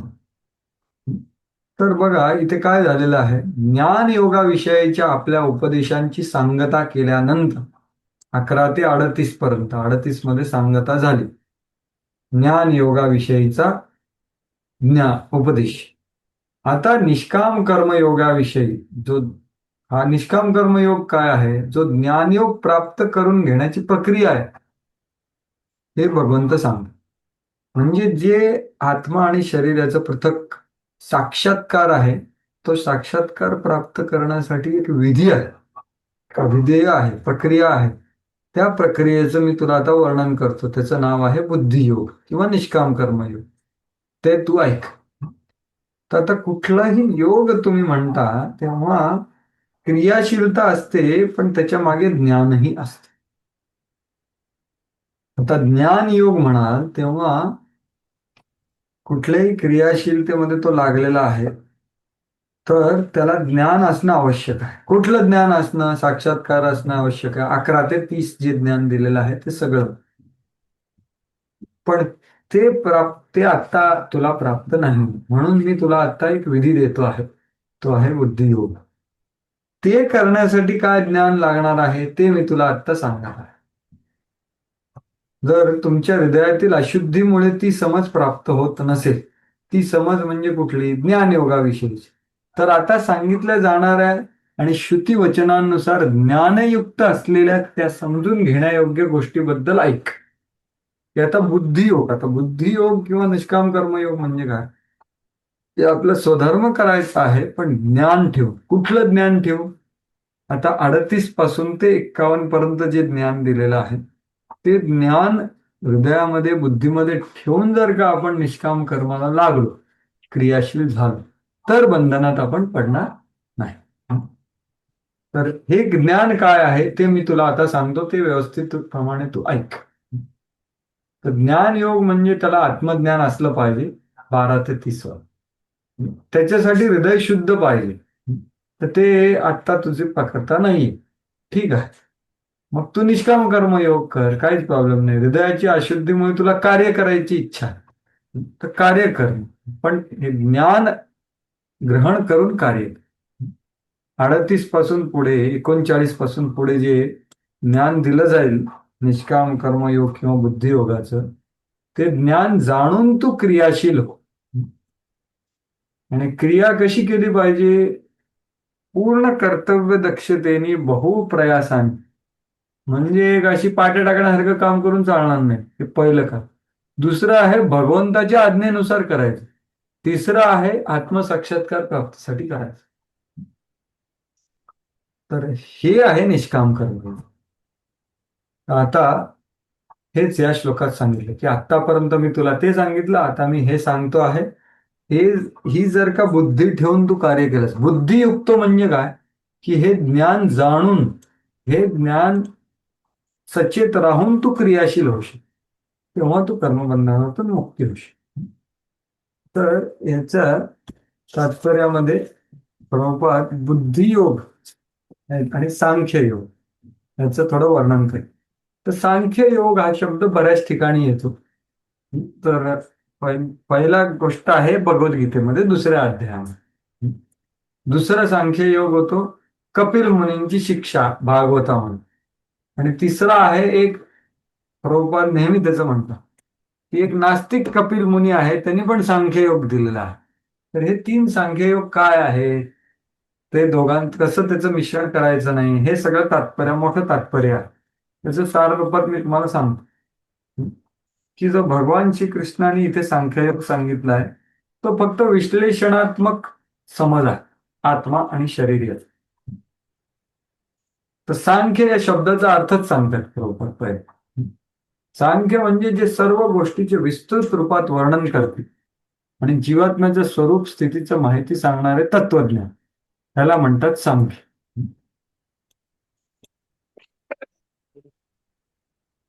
आणि पुढे जे आता हे सगळं सांगतात, तर हे मी तुम्हाला ऑलरेडी सांगितलं. प्रभुपाद जे सांगतात, लिंक जी दिली ना तुम्हाला या रंगाची, ते रंग बघून तुम्ही समजा, याचं वर्णन मी ऑलरेडी तुम्हाला केलेलं आहे. तर कपिल मुनींची जी सांख्य आहे भागवतामध्ये, ती अत्यंत विस्तृत आहे आणि तिथे पुरुष प्रकृती याच्यामधला फरक आणि कसं पुरुष हा भोगता नाहीये, म्हणजे जीव, पण भगवंत भोगता आहे, इत्यादी सगळ्याचं विस्तृत वर्णन आहे. तर ते देवहूतीला सांगितलं, ते सांख्य वेळ. पण जे एथिस्टिक सांख्य आहे, जे नास्तिक सांख्य आहे, ते सांख्य काही कामाचं नाही, कारण त्याच्यामध्ये भगवंतच नाही. ते फक्त 24 तत्वांचं निरूपण करतात बस, त्याच्यामध्ये आत्मा नाही, परमात्मा पण नाही. म्हणून नास्तिकवाद सांख्य आहे, तर त्याचं काही काम नाही. अर्जुनाने पूर्वीच कृष्णाला शरण जाऊन त्यांचा आध्यात्मिक गुरु म्हणून स्वीकार केला आहे. शिष्यस्तेहम साधिमाम त्वां प्रपन्नम. म्हणून आता श्रीकृष्ण त्याला बुद्धियोग किंवा कर्मयोग युक्त होऊन कसे कार्य करावे याच्याबद्दल सांगतील. तर आत्ता भगवंत सांगतात की ह्या समज ठेवून तू कार्य कर. पण तू शिष्यत्व स्वीकारलंस ना, आता मी जे सांगतो ते ऐक, असं म्हणतात बेसिक. तर आणि आता आता बुद्धियोग हा शब्द आहे ना, हा बुद्धियोग हा शब्द ह्या श्लोकात आलेला आहे आणि आणखीन एक श्लोकात आलेला आहे. तो प्रभुपादांनी इथे उद्धृत केला. तो काय आहे श्लोक 10.10. तर त्याचं कोणीतरी भाषांतर वाचू शकतो. मी तो श्लोक सांगतो. तो श्लोक काय आहे? तेषां सततयुक्तानां भजतां प्रीतिपूर्वकम्. तेषां सततयुक्तानां भजतां प्रीतिपूर्वकम् ददामि बुद्धियोगं तं येन माम उपयांति ते. तर हा बुद्धियोग हा शब्द 10व्या अध्यायात पण आलेला आहे आणि बुद्धियोग हा शब्द ह्या अध्यायात आहे. तर कोणी भाषांतर वाचा बरं त्याचे 10.10. हरे कृष्ण. हा वाचा मग. प्रेमाने सतत माझी सेवा करण्यात युक्त असणाऱ्या त्या भक्तांना मी असे ज्ञान देतो ज्यामुळे ते मला येऊन पोचतील. तर हा जो बुद्धियोग आहे तो पूर्णपणे शुद्ध भक्ती योग आहे. आणि आत्ताचा जो बुद्धियोग आहे या श्लोकाचा तो आहे निष्काम कर्म. बुद्धियोग म्हणजे काय? सोप्या भाषेत सांगायचं की भगवंताला समजून, भगवंताच्या काय शास्त्रांना किंवा त्यांच्या आदेशांना समजून जे बुद्धी वापरून कार्य माणूस करतो त्याला म्हणतात बुद्धियोग. तर त्याचा समज जर का निष्काम कर्मापर्यंत असेल तर त्याला म्हणतात निष्काम कर्म. पण त्याला अजून भगवंताबद्दल माहिती झाली, आकर्षण झालं, तर तोच माणूस शुद्ध भक्ती करतो, त्यालाही बुद्धियोग म्हणतात. तर हे बुद्धियोग ही एक म्हणजे इथपासून दुसऱ्या अध्यायापासून ते 10व्या अध्यायापर्यंत सगळ्याला बुद्धियोग म्हणतात. जे आपण बुद्धी वापरून कार्याला लागतो. पण बुद्धी कशाबद्दलची? भगवंताच्या ज्ञानाबद्दलची, जे शास्त्रांमध्ये दिलेलं आहे. फक्त ते ज्ञान जर का कर्मयोगापर्यंत, निष्काम कर्मपर्यंतच माहिती असेल तर त्याला निष्काम कर्मयोग. जर का ते भगवत भक्तीपर्यंत माहिती असेल तर त्याला भक्तियोग म्हणतात, शुद्ध भक्ती, जे 10व्या अध्यायात आहे. असा हा बुद्धियोग फक्त भगवद्गीतेमध्ये दिलेला आहे. हा शब्द बुद्धियोग भगवद्गीतेमध्ये काय दिलंय? बुद्धियोग. पण हा संबंध भगवतीशिवाय होऊच शकत. तर ही आहे गुणीभूत भक्ती, ती आहे प्रधानीभूत किंवा शुद्ध भक्ती. असं म्हणून याप्रमाणे या श्लोकात सांगण्याला बुद्धियोग म्हणजे भगवत भक्ती. त्याच्यामुळे तुम्ही दोन्ही समजू शकता. आता इथे ते म्हणतात भगवत भक्ती आहे आणि तुम्ही भाषांतर वाचलं तर तिथे काय म्हणतायत प्रभुपाद? भाषांतर तुम्ही वाचलं तर निष्काम कर्म कसे करावे मी तुम्हाला, तर याच्यात गोंधळून जाण्याचं कारण नाही. मी तुम्हाला आता त्याचं स्पष्टीकरण दिलं की दोघांना आपण बुद्धियोग म्हणू शकतो. पण त्याचा समज काय आहे त्याच्यानुसार त्याला निष्काम कर्म म्हणता येईल किंवा शुद्ध भक्ती म्हणतात किंवा मिश्र. आता दुसऱ्या अध्यायाचे सांख्य आहे ते शरीर आत्म्याचे पृथक्करण वेचन बस. म्हणून भगवान श्रीकृष्णाचे सांख्य आणि कपिल मुनींचे सांख्य हे एकच आहे. त्याच्यामध्ये काही तफावत नाही, कारण दोघंही भक्तीच सांगतात. पण जे निरीश्वरवादी सांख्य आहे त्याला काही उपयोग नाही. नास्तिक सांख्ययोग भक्तीशी मुळीच संबंध, हा दुसरा सांख्ययोग आहे नास्तिकवाला. त्याचंही नाव कपिल मुनीच होतं, पण त्याचा काही संबंध नाही. मनुष्याने जाणले पाहिजे की बुद्धियोग म्हणजे पूर्ण ज्ञान आणि पूर्ण आनंदयुक्त कृष्ण भावनेमध्ये कार्य करणे. असे कार्य कितीही दुष्कर असेल तरी केवळ भगवंताच्या संतुष्टीकरता कार्य करतो, तो बुद्धियोगाच्या तत्वाद्वारे कार्य करत होतो. त्यामुळे तो नित्य दिव्यानंदामध्ये रममाण आहे. तर हे पूर्ण शुद्ध भक्तीचं वर्णन. कृष्ण भावनाभावित कर्म आणि सकाम कर्म, विशेषत्वे, कुटुंब प्राप्ती किंवा भौतिक सुख प्राप्ती करून इंद्रिय तृप्तीसाठी केलेल्या कर्मामध्ये बराच फरक आहे. म्हणून आपण जे कर्म करतो त्या कर्माचा बुद्धियोग हा दैवी गुण आहे. तर बघा, बाहेरून कार्य सेम दिसतं ना. अर्जुन भौतिक इच्छेने युद्ध करतो का भक्तीने युद्ध करतो? तो युद्धच करणार, पण त्याची चेतना काय त्यानुसार त्याला फरक आहे, तेच सांगतायत. दोन लोक सेम कार्य करत असतील पण त्यांची चेतना काय आहे त्याच्यानुसार त्यांना फळ मिळतं. तो इंद्रिय तृप्तीसाठी करतो आहे का कृष्ण भावना भावेसाठी करतो, का सकाम कर्म करतो, हे सगळं. तर आता त्याची प्रशंसा करतायत. ज्या समजुतीने हा कर्मयोग आचरला जातो, तर ही समजूत फार महत्वाची. ही समजूत आत्ता दिलेली आहे पुढे 40 पासून पुढे. त्या समजुतीचा उल्लेख करून त्याची प्रशंसा करत आहे. नेहाभिकरणो नाशोस्ति प्रत्यवायो न विद्यते स्वल्पमप्यस्य धर्मस्य त्रायते महतो भयात्. नावाचा भाषण.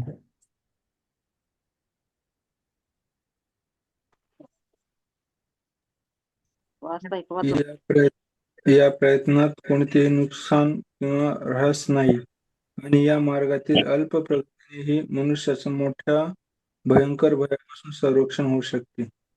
बघा, ह्या जो बुद्धियोगाची प्रक्रिया आहे किंवा बुद्धियोग आहे, त्याच्यामध्ये तुम्ही न अभिक्रमण न नाशोस्ति, म्हणजे अभिक्रम म्हणजे काय, तुम्ही सुरुवात केली आणि पूर्ण केलं नाही तरी तुमचं काही ऱ्हास होत नाही, कारण जेवढं केलं त्याचं तुम्हाला फळ मिळेल.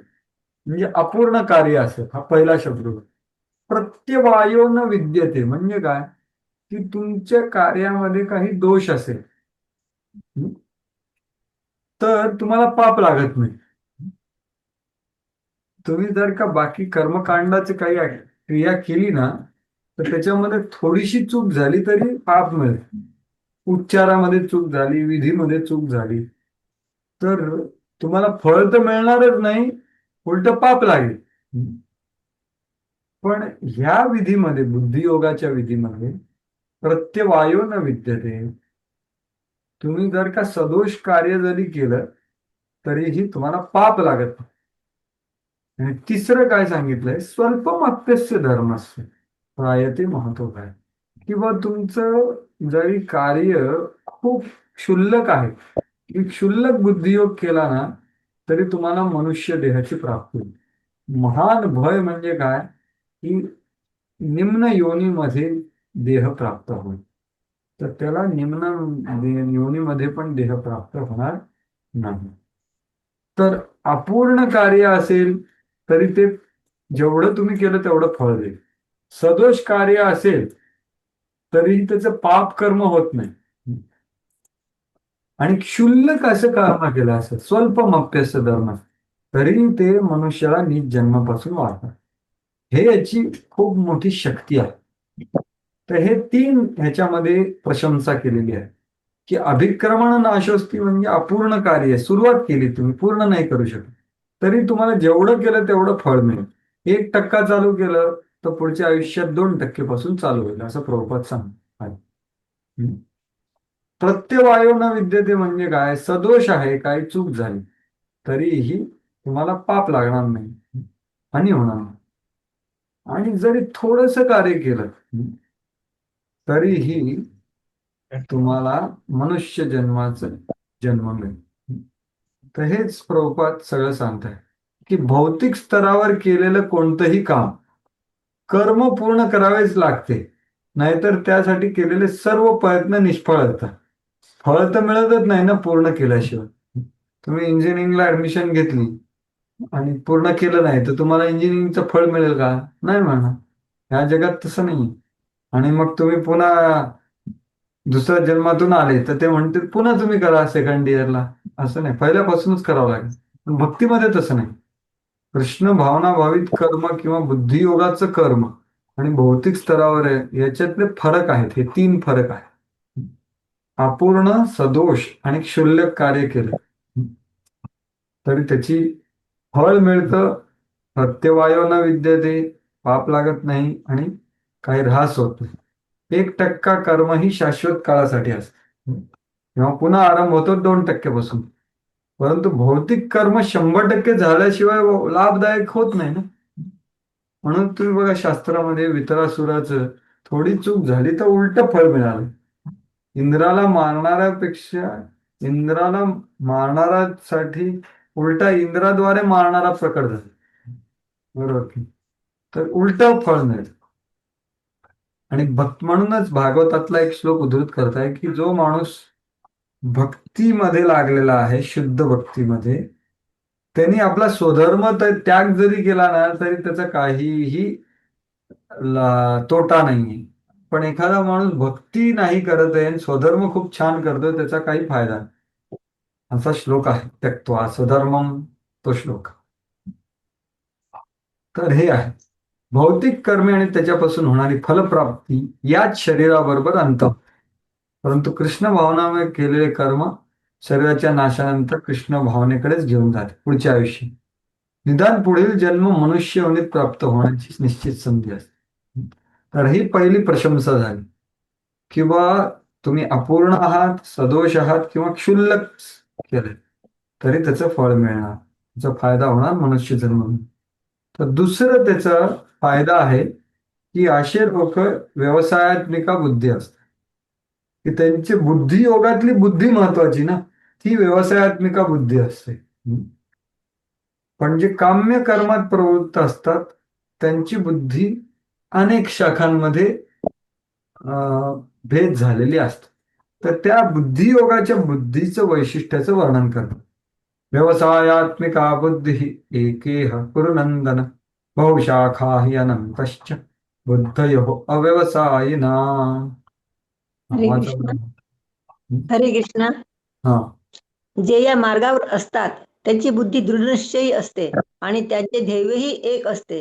हे प्रिय कुरुनंदन, जे डळमळीत वृत्तीचे असतात त्यांच्या बुद्धीला अनेक फाटे फुटलेले असतात. हरे कृष्ण. तर बघा, जो बुद्धियोग जो करत आहे, भगवंताची भक्ती करत आहे, त्याची बुद्धी दृढ निश्चयी असते. एकेह कुरुनंदन, की त्याच्यामध्ये ध्येय एकच असतं. पण बहुशाखा ही अनंतश्च बुद्धयो अव्यवसायिना. जे काम्य कर्मामध्ये लागलेले आहेत, जे सकाम कर्मामध्ये लागलेले आहेत, त्यांची बुद्धी एक कधीच नसते. त्यांची बुद्धी विखुरलेली असते. हे सांगतात. बघा, काम्य कर्माचं, जे लोक काम्य कर्म म्हणजेच विशिष्ट फळाच्या प्राप्तीसाठी केलेली कर्म, स्वर्ग, दाम्पत्य किंवा पुत्र किंवा इत्यादी वेगवेगळे प्राप्त करण्यासाठी वेगवेगळे यज्ञ आहेत, त्यांची बुद्धी अनंत विषयांमध्ये गुंतलेली असते. त्यांना पुत्र, अन्न, पशु किंवा स्वर्ग अशा अमर्याद गोष्टींची इच्छा असते आणि या उद्दिष्टांच्या अनेक शाखा असतात. म्हणून ते कधीही एकाग्र नसू शकतात. मग जे कृष्ण भावनामृत मध्ये आहेत, बुद्धियोगात आहेत, ते दृढ निश्चयी आहेत, त्यांचं ध्येय एक असतं. तर तेच प्रभुपाद सांगतात. ऍक्च्युली हा श्लोक फार महत्वाचा आहे. प्रभुपाद स्वतःला या श्लोकाच्या तात्पर्याने प्रेरणा मिळाली. विश्वनाथ चक्रवर्ती ठाकूर यांचा जेव्हा त्यांनी तात्पर्य वाचलं या श्लोकाचं, की व्यवसायात्मिका बुद्धी म्हणजे काय, निश्चयात्मिका बुद्धी. कशावरती निश्चय? गुरुच्या आदेशावरती निश्चय. गुरुच्या आदेशाला आपलं जीवन मानणं, हे जे सिद्धांत आहे, हा सिद्धांत चक्रवर्ती ठाकूरांकडून प्रभुपादांना प्राप्त झाला. प्रभुपाद नेहमी या श्लोकाचं उद्धृत करतात सगळीकडे. तर ह्याच्यासाठी आपल्याला श्रद्धा पाहिजे. कालच आपण बघितलं ना की गुरुच्या अहेतुकी कृपामुळेच आपल्या साधनाला फळ प्राप्त होऊ शकतं. तर ती कशी प्राप्त होईल, तेवढी आपल्याला विश्वास पाहिजे. श्रद्धा शब्दे विश्वास कहे सुदृढ निश्चय, कृष्ण भक्ती कळले सर्व कर्म कृत आहे. तर त्याची साधन आणि साध्य एकच असतं. बघा, भक्त आहे तो नवविधा भक्ती इथे करतो आणि जेव्हा तो साध्य प्राप्त करेल तिथेही यशवण कीर्तन स्मरण हेच करणार ना.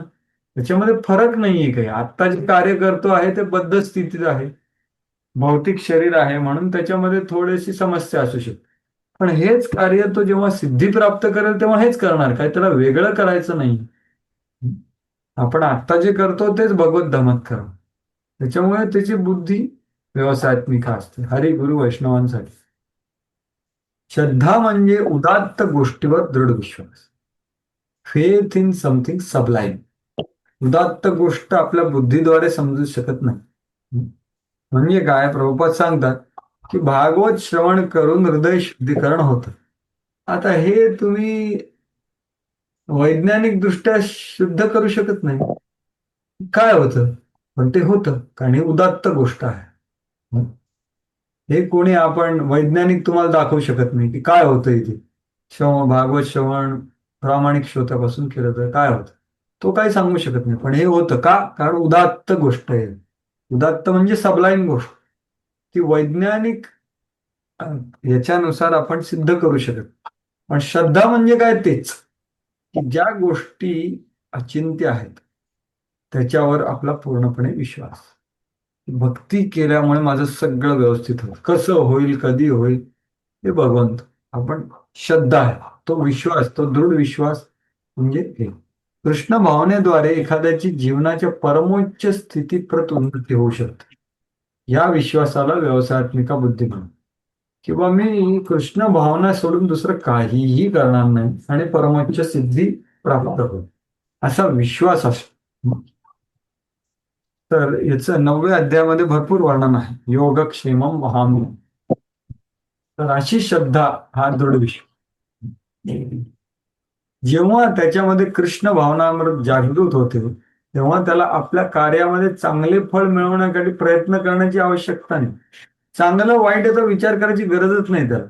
त्याला फक्त भगवंताच्या खुशीसाठी, गुरुच्या खुशीसाठी, वैष्णवच्या खुशीसाठी कार्य. कृष्ण भावनेत स्थित झालेल्या व्यक्तीच्या सर्व क्रिया परिपूर्ण तत्वावर असतात, स्तरावर. सर्व कुठलीही असो क्रिया. कोणी बुक डिस्ट्रीब्युशन करतो म्हणजे बाहेरील रूप तो काय करतो आहे, एक विक्री करतो, पण ती भौतिक प्रक्रिया नाहीये. किंवा कोणी आपल्या उपजीविकेसाठी पूर्ण, जसं आता युधिष्ठिर महाराज राज्य केलं, एवढं मंत्री संत्री प्रजा संरक्षण एवढं सगळं तथाकथित बाहेर रूपीन तुम्ही बघाल तर एक भौतिक कार्य आहे, पण ते सगळं त्यांनी कृष्णासाठी केलं. त्याच्यामध्ये भौतिक राहत नाही, तो परिपूर्ण परमपूर्ण स्तरावर असतो. आणि कृष्ण भावना भावित कर्म हे चांगले आणि वाईट या द्वंद्वाच्या पलीकडे असते. जीवनाविषयीच्या भौतिक संपन्नतेचा त्याग म्हणजे कृष्ण भावनेची परमोच्च परिपूर्ण. किंवा गुरूंनी सांगितलं म्हणून मी करणार, म्हणजे काय होणार, कसं होणार ते नाही. तेच प्रभुपाद पुढे सांगत आहे. तो श्लोकही उद्धृत करतात. पण त्याच्या आधी हा जो दृढ संकल्प आहे ना, तो ह्या ज्ञानावर आधारित असतो. कुठलं ज्ञान, किंवा कृष्ण वासुदेव सद्गुरू. जर का मी मुळाला पाणी घातलं तर बाकी सगळीकडे पाणी जाणार, दुसरं काही करायची मला गरज नाही. हे त्याला विश्वास असतो, ज्ञान असतं, त्याने स्वीकार केला असतो, तोच हे करू शकतो. तर हे अनुशीलन आपण कसं करायचं. आपला तर डायरेक्ट कृष्णाचा संबंध नाहीये, कोणा थ्रू संबंध आहे, गुरु. तर तेच प्रभुपाद सांगतात. हे वाचा बरं, हिरवं हे वाचा कोणी. हरे कृष्ण. तथापि, हा वाचा पण. अनुशीलन कसे करायचे. तथापि कृष्ण भावनायुक्त सेवा ही आध्यात्मिक गुरुच्या योग्य मार्गदर्शनाखाली उत्तम प्रकारे होऊ शकते. असा हा आध्यात्मिक गुरु श्रीकृष्णांचा प्रामाणिक प्रतिनिधी असतो.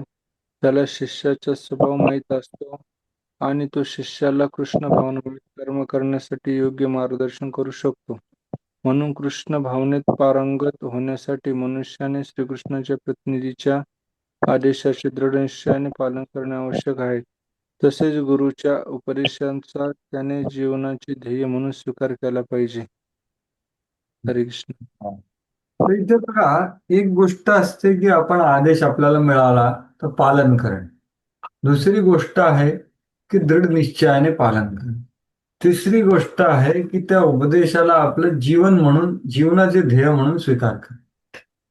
तर हे बदल का होत आहेत, कारण जेव्हा आपल्याला गुरूंची महत्ता कळते तेव्हा आपल्याला हा बदल होईल. नाहीतर तो एक श्लोक आहे शास्त्रामध्ये, भागवतामध्ये, उत्तमश्चिंतितं कुर्यात् प्रोक्तकारी तु मध्यमः अधमो अश्रद्धया कुर्यात् न कुर्यात् उच्छरितं पितुः. तर हा ययाती महाराजांचा पोरगा एक पुरू. तर तो हा श्लोक त्यांच्या वडिलांना सांगतो की अरे, ययाती महाराजांना त्यांचं यौवन पाहिजे होतं.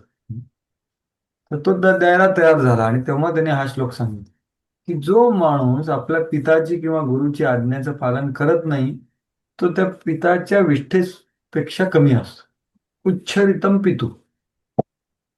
आणि मग जो पालन करतो त्याचे 3 स्तर दिलेले आहेत. सत्य. उत्तमच चिंतितम कुर्यात हे सर्वात उत्तम आहे.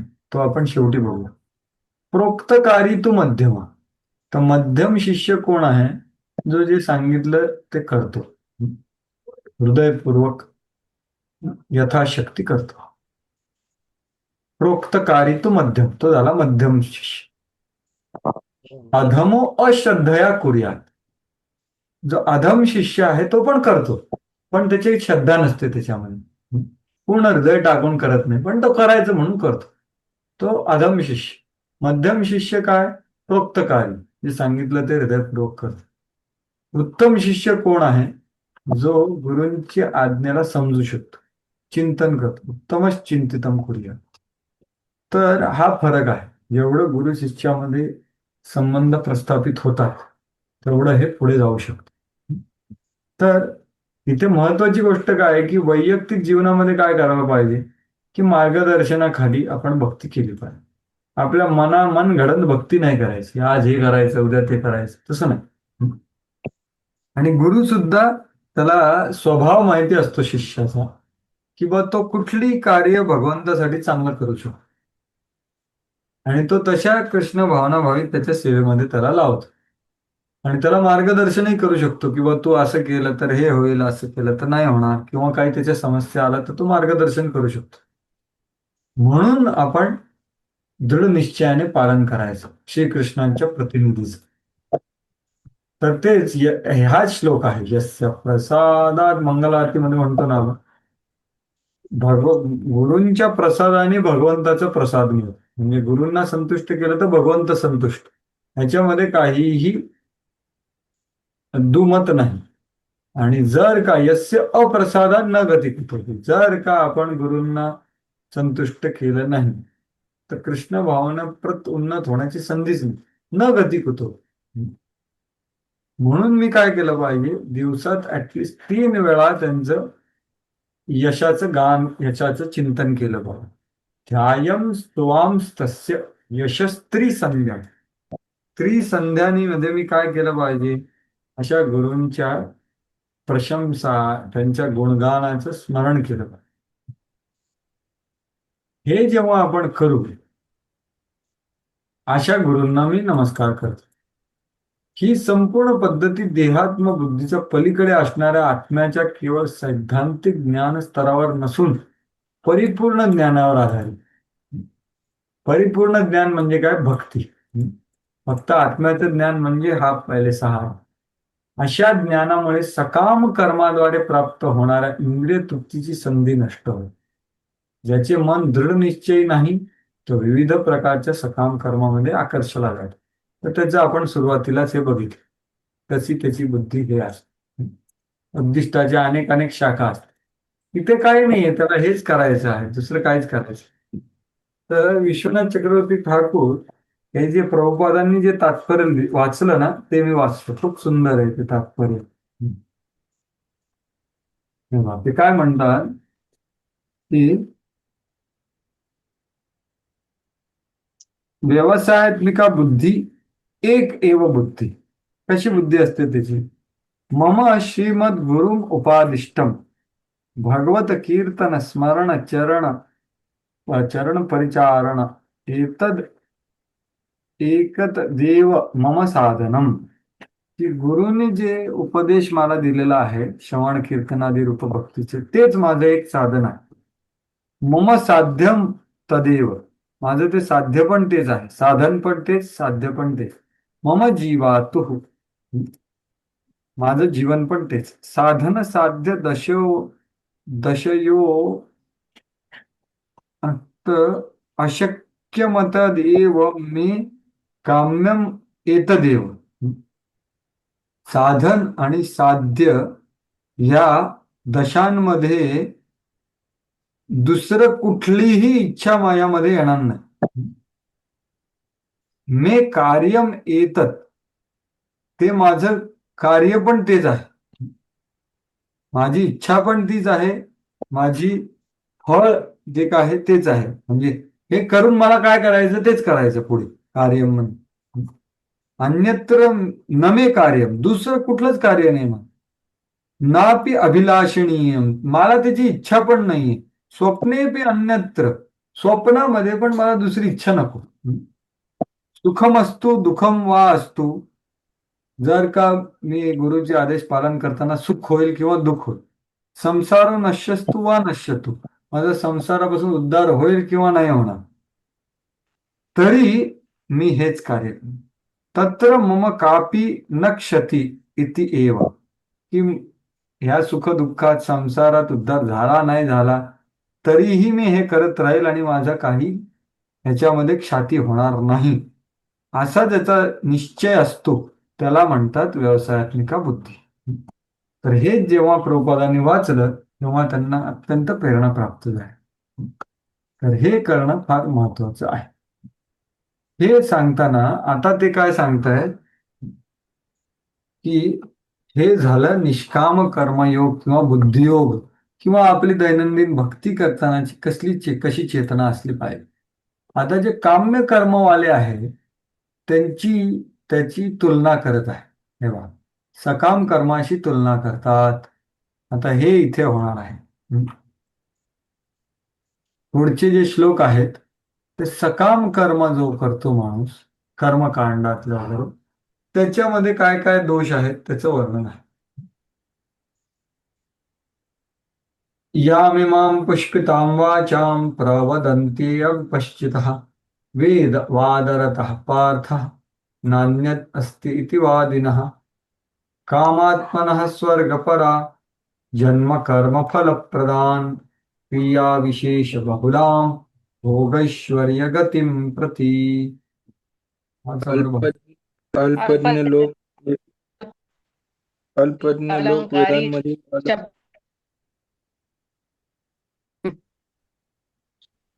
ह्यामध्ये 2 जण हरे वाचले, कृष्ण. एकाने वाच. अलंकारिक शब्द तुमचा आवाज ब्रेक होतोय वाटतं. उन्नत करतात. त्यापासून मिळणार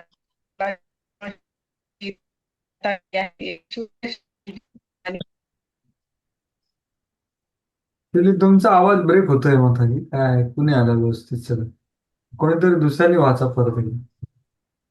हरे कृष्ण. हम्म.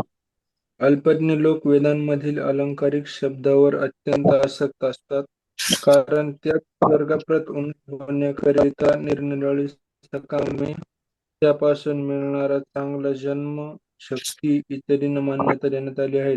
ऐश्वर्यशाली जीवन आणि इंद्रिय तृप्तीची इच्छा असल्यामुळे मुक्ती याहून अधिक महत्वपूर्ण असे काहीच नाही.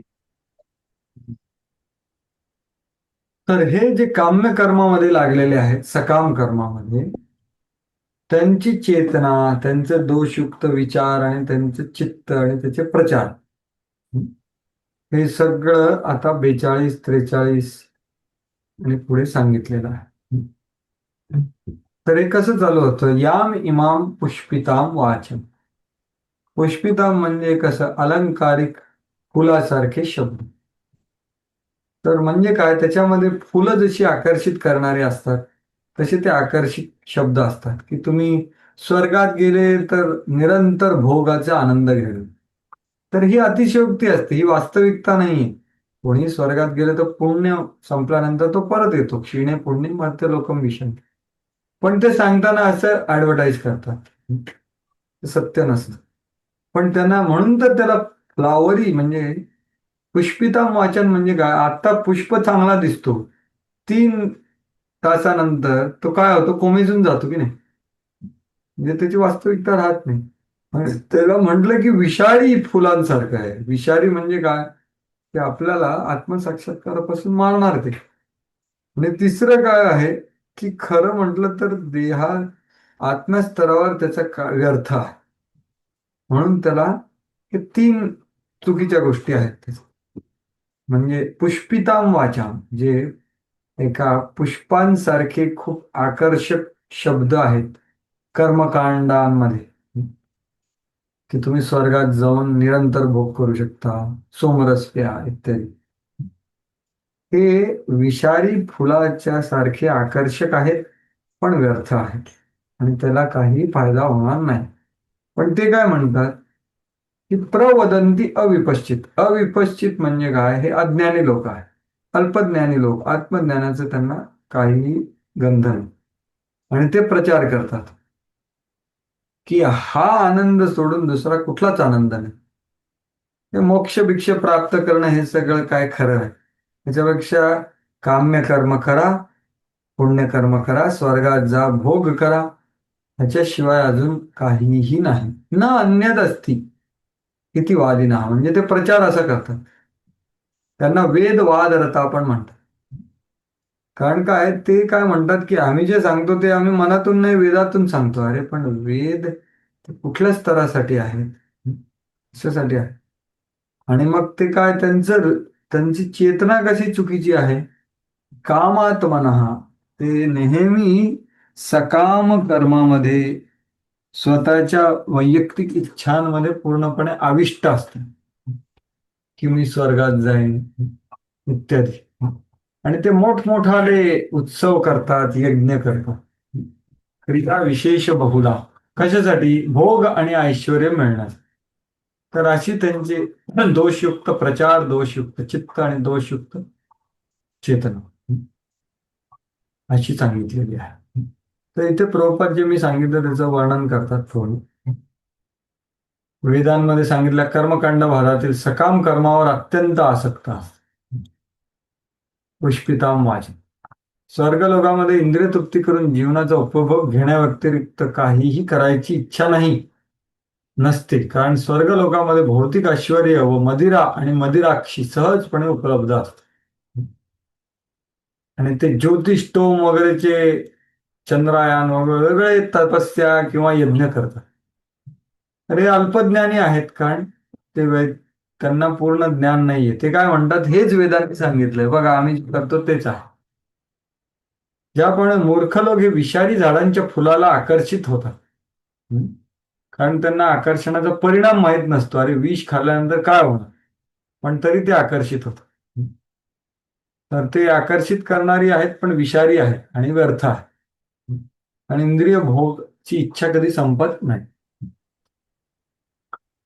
आणि हे त्याच्यामध्ये अशा सगळ्या सांगितलेल्या आहेत. अपाम सोमपृता भूम आणि अक्षय्यम हवै चातुर्मास्य याजिनः सुकृतम भवती.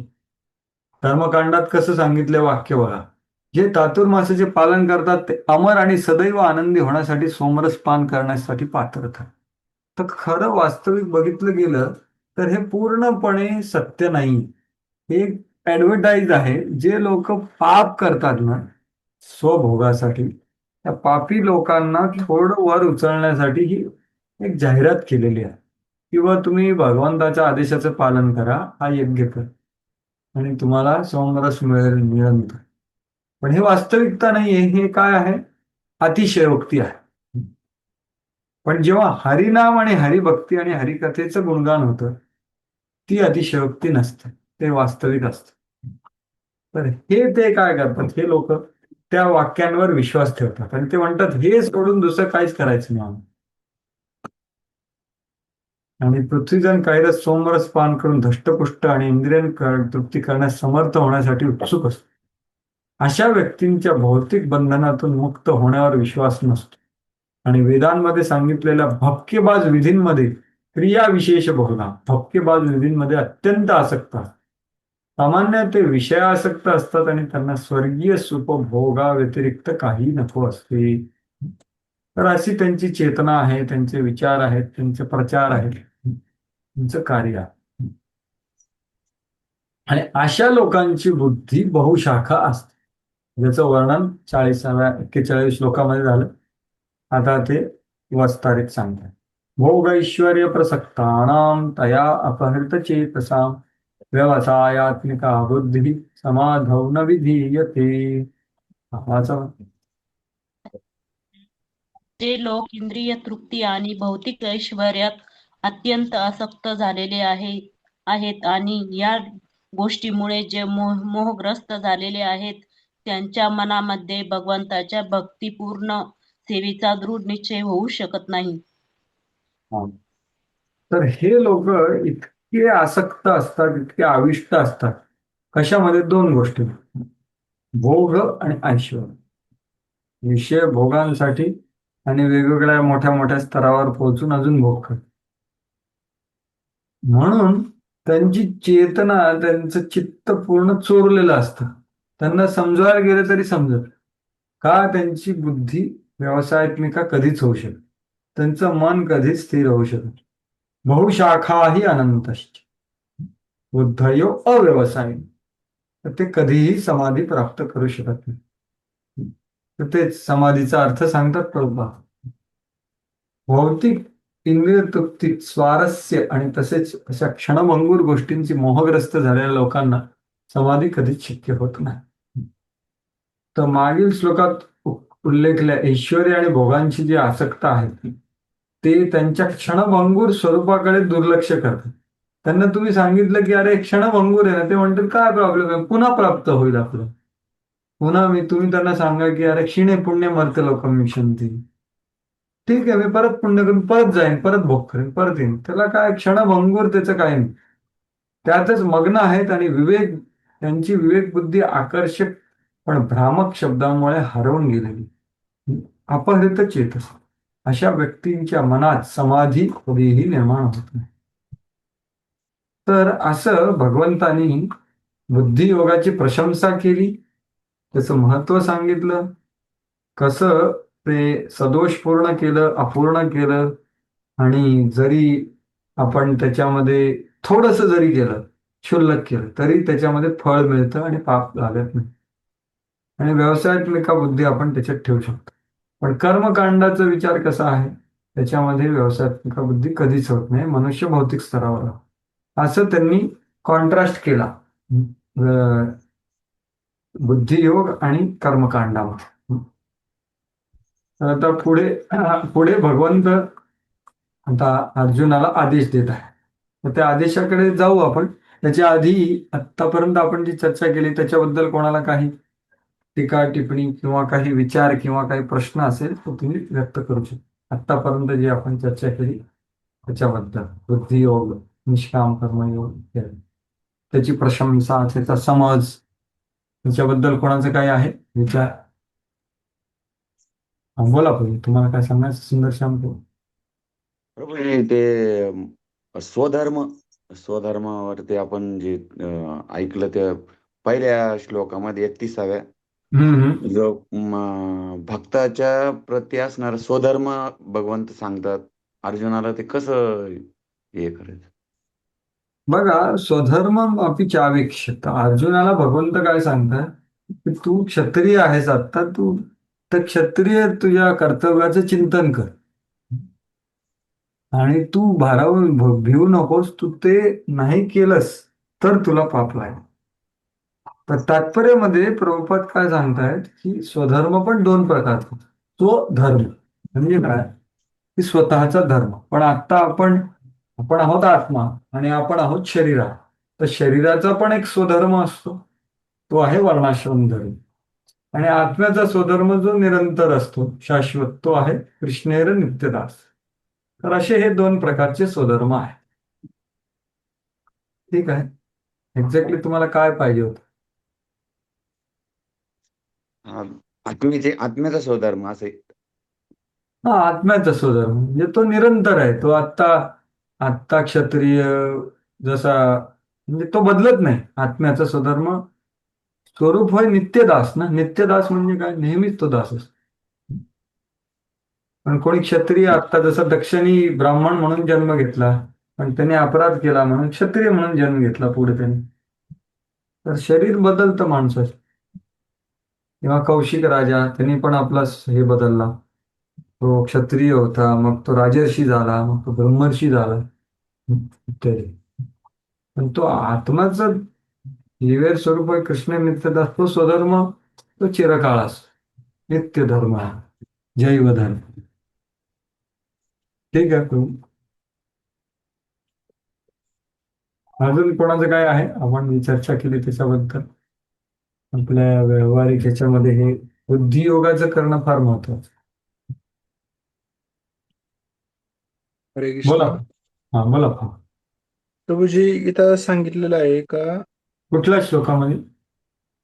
आता व्यवसायात्मक बुद्धी हा हा बरं. बुद्धी रेखेहन पूर्णनंदन त्याच्यात प्रभुपादांनी तात्पर्य सांगितलं यस्य प्रसादात भगवत प्रसादो. बरोबर. त्याच्या खाली तात्पर्यात सांगितलं आहे प्रभूजी हा, वाचा.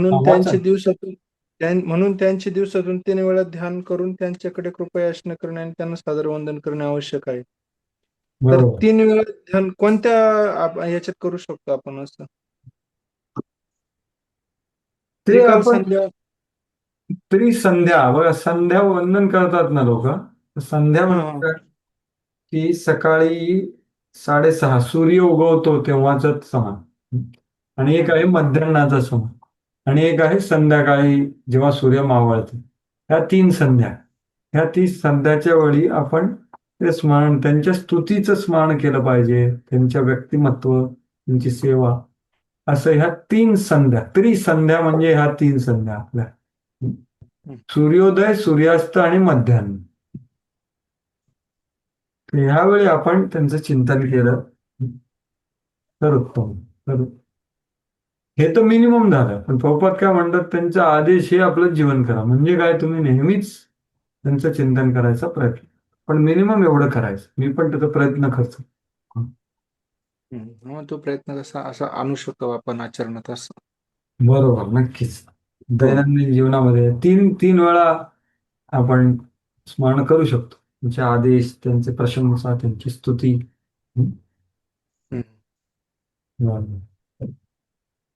प्रभुपादांनी परंतु गोपालकृष्ण गोस्वामी महाराजांना सांगितलं होतं की जेव्हा तुम्ही ते जेव्हा दुसरं त्यांना पांचरात्रिक जेव्हा त्यांची दीक्षा झाली तर गायत्री करतात ना 3 वेळा, तर तेव्हाही गुरुवंदनेचं स्मरण करायचे. आणि त्यांना प्रभुपादांनी सांगितलं, म्हणजे आपण जी मंगल आरती जी गातो ना तेव्हा गुरूंचं स्मरण करतो, त्या मंगल आरतीचा अर्थ, त्याचं चिंतन करतो. संसार दावा नलली ढलोका, म्हणजे काय की या संसारामध्ये मी जळतोय, माझ्या स्वतःच्या हृदयातल्या अनर्थामुळे एवढं जळतोय मी, पण ते जळण कमी करायला तुमची वाणी आलेली आहे. गुरुची वाणी म्हणजे काय? पाऊस. तर अशा गुरूंना मी नमस्कार, असं आपण त्याच्यावर चिंतन करतो. तर प्रभुपादांनी त्यांना काय सांगितलं, तुम्ही 3ही वेळा त्याचं चिंतन करा. तर ते करायचे. गुरुवंदना जी आहे आपण सकाळी म्हणतो ना, ते म्हणून त्याचं चिंतन करायची. आणि प्रभुपादांनी त्यांना आदेश दिला होता, परंतु गोपालकृष्ण गोस्वामी, म्हणजे तेव्हा काही भक्त होते, त्यांना सगळ्यांना प्रभुपादांनी सांगितलं की तुम्ही हे चिंतन करू शकता. तेही आपण करू शकतो. जे आपण 8 श्लोक आहेत ना, शेवटचा श्लोक हा आहे त्याचा. 8 श्लोक म्हणून किंवा चिंतन करून त्याच्यावर त्यांच्या व्यक्तिमत्वावर मनन करू. ठीक आहे प्रभू. चांगलं, हे करणं खूप चांगलं. अजून कोणाचं काही आहे? आपण चर्चा केली त्याच्याबद्दल. निष्काम कर्मयोग, बुद्धियोग, व्यवसायात्मिका बुद्धी इत्यादी. हरे कृष्ण. हा बोला. प्रभूजी, जसं भगवंतांनी अर्जुनाला सांगितलं की युद्धासाठी म्हणून युद्ध कर. तर प्रभूजी, आपण भक्तीत आल्यानंतर बरेचदा इच्छा नसताना काही कार्य करावं लागतं. मग अशा वेळेस कोणत्या भावनेत ते कार्य केले पाहिजे? म्हणजे उदाहरणार्थ समजा आपल्याला मंदिरात जायचं असेल, सत्संगाला वगैरे, सेवेला, आणि घरी अचानक अशी परिस्थिती येते तर नाही जाता येत किंवा पाहुणे येतात, मग चित्त आपलं तिकडं असतं. आणि असं पण म्हटलंय त्या अतिथी देवो, आणि आपण त्यांना पण योग्य प्रकारे आदर देऊ शकत नाही. मग अशा वेळेस कोणती भावना ठेवली पाहिजे? तर ही इच्छा खूप चांगली आहे, किंवा आपल्याला सेवेसाठी जायचंय, मंदिरात जायचंय, पण तेव्हा काही पाहुणे आले आपल्या घरी, तर तेव्हा आपण त्यांचं आदरातिथ्य करणे हेही एक आपलं कर्तव्य आहे. आणि भगवंताचं आपण स्मरण केलं आणि ते कर्तव्य केलं तरी ते खरं म्हटलं तर जेवढं आनंददायी नसेल पण तरी ते करणं योग्य आहे. जर का तसं होत असेल तर. पण वारंवार तसं होत असेल तर मग आपण त्याला प्लॅन करू शकतो दुसऱ्या वेळी. पण एखाद्या वेळी असं होत असेल तर आपण त्याला सहन करू शकतो, भगवंताचं स्मरण करू आणि त्यांना भगवंताचे 2 शब्द किंवा प्रसाद खाऊ घालू शकतो. तर मान्य आहे की त्यांचं म्हणूनच आपण त्यांचं आदरातिथ्य कारण भगवंतानी पाठवलं असं समजून करू शकतो. तर भगवंत असं पाठवतात कारण ते आपल्याला बघतायत की किती आपण आतुर आहोत येण्यासाठी. पण दुर्लक्ष केलं तर काय होणार, भक्ताची निंदा होणार, बरोबर की. आणि भक्ताची निंदा झाली तर भगवंताची निंदा होणार. म्हणून ते कार्य सुद्धा आपण व्यवस्थित केलं पाहिजे. कारण ते आपलं एक गृहस्थ किंवा पती पत्नी अतिथी आलेले आहेत, त्यांचं आदरातिथ्य करून त्यांना दुर्लक्ष करून जाणं हे अत्यंत उचित नाही. त्याच्यापेक्षा त्यांना आपण त्याचं आदरातिथ्य करणं हे योग्य आहे. आणि भगवंताचं स्मरण आणि प्रार्थना आपण इथे बसूनही करू शकतो आणि भगवंत ऐकतील, ते समजणारे आहेत ना की अरे यांची यायची इच्छा होती पण आता अतिथी आले तरीही त्यांची तीव्र इच्छा आहे. पण हे वारंवार होत असेल तर मग आपण त्याच्यावर थोडा विचार करू शकतो, कसं त्याचं नियोजन करावं की जेणेकरून दोन्ही गोष्टी होऊ शकतील. तर असं आहे. आता इथे अर्जुनाला पण लढायची इच्छा नाहीये ना, पण भगवंताची इच्छा आहे त्यांनी लढावं. तर हे भौतिक कार्य एक तर बघितलं की हे नवविधा भक्ती नाही ना, प्रत्यक्ष रूपात युद्ध करणं ही भक्ती नाहीच आहे ना. पण तरी तो करतोय, पण कशी करतो, माम अनुस्मर युद्धच, भगवंताचं स्मरण करून भगवंताच्या प्रसन्नतेसाठी तो हिंसा करतोय. तसंच आपल्यालाही या जगात राहताना काही उपजीविकेसाठी किंवा एक कर्तव्य पालन म्हणून गृहस्थाचं हे करायचं असू शकतं जे आपल्या इच्छेच्या विरुद्ध आहे. पण म्हणूनच आपण विचार केला पाहिजे की गुरु महाराज कशाने खुश होते. जर का मी आजच्या माझ्या घरी काही अतिथी आलेले आहे आणि माझी आता सेवा आहे किंवा मंदिरात बोलवलं आहे, तर गुरु महाराज कधी खुश होतील, त्यांनी काय आदेश दिले त्याची चिंतन आपण करू शकतो. आणि मग भगवंत आपल्याला बरोबर बुद्धी देतील काय करायचं. तर ह्याचं हे वैयक्तिक दृष्ट्या आपण विचार केला पाहिजे. पण मी जनरल एक सामान्य जे सिद्धांत आहेत किंवा विचार आहेत ते मी व्यक्त केले. ठीक आहे मामाजी. येस प्रभूजी. आणि प्रभूजी आणखी एक, हा, भगवंतांना त्यांच्या कार्यावरून वेगवेगळे संबंध दिलेले आहे. तर मुकुंद मुकुंद आहे कसं कोणतं कार्य आहे? नाही मला प्रश्न नाही कळला माताजी, भगवंताला वेगवेगळ्या कार्यानुसार नावं आहेत का, मग मुकुंदाचं काय की असं. गोविंद, जसं की गोविंद म्हणजे इंद्रियांना गायींना आनंद देणारे, ऋषिकेश बरोबर म्हणजे इंद्रियांचे स्वामी, तसं बरोबर. मुकुंद ओके, मुकुंदाचे पण 2-3 अर्थ आहेत माताजी. एक अर्थ आहे जे मुक्तिदाता इति मुकुंद. कारण मुकुंद सोडून कोणीही मुक्ती देऊ शकत. भगवान शिवजी सांगतात एका पुराणामध्ये की मुक्तिप्रदाता सर्वेशाम विष्णूर एव न संशया. भगवान विष्णू सोडून कोणीच मुक्ती देऊ शकत नाही, मी पण नाही देऊ शकत, शिवजी सांग. तर मुक्ती, जो मुक्ती देऊ शकतो तो मुकुंद, हा एक पहिला अर्थ झाला. दुसरा एक सुंदर अर्थ 10व्या स्कंदामध्ये आहे, जे आहे भगवान श्रीकृष्णांचे जे सुंदर दात आहेत ना, जे तेव्हा स्मितहास्य करतात तेव्हा जे कुंद जे फूल असतं त्याच्या कळ्यांसारखं एक कळ्या तुम्ही ठेवल्या तर तशी सुंदरता त्यांच्या दातांमध्ये दिसते. तर तसे कुंद फुलाच्या कळ्यांसारखे सुमधुर आणि सुंदर दात असलेले मुख ते आहेत मुकुंद. हा दुसरा अर्थ झाला. असे वेगवेगळे अर्थ आहेत मात्र वेगळ्या नावांचे. तर मुकुंदाचा हा अर्थ झाला. ठीक आहे. धन्यवाद प्रभूजी. अरे, अजून कोणाचं काय आहे का? आपण जी चर्चा केली त्याच्याबद्दल. ठीक आहे, आता आपण पुढचे काही श्लोक घेऊ की आता भगवंत त्यांना आदेश देतात.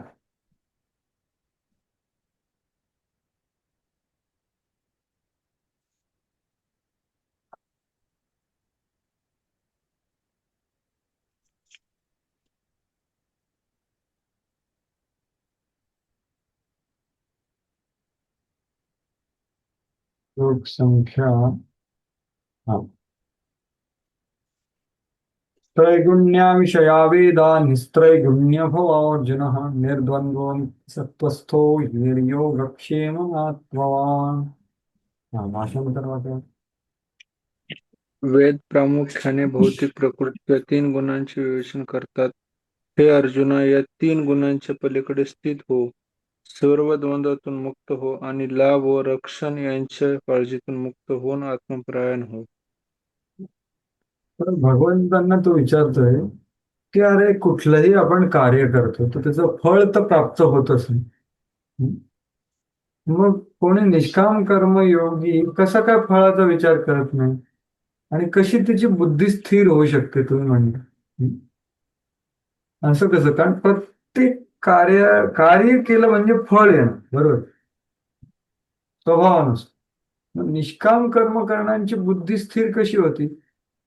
फळाची अपेक्षा ठेवून काम करणं हे तर अवघड आहे. फळाची अपेक्षा न ठेवून ठीक आहे, आत्मसाक्षात्कारामध्ये भगवत साक्षात्कारामध्ये प्रेरणा आहे म्हणून फळाची अपेक्षा नाही ठेवू, पण तरी कार्य म्हणजे फळ आहे ना, त्याची बुद्धी स्थिर कशी राहते?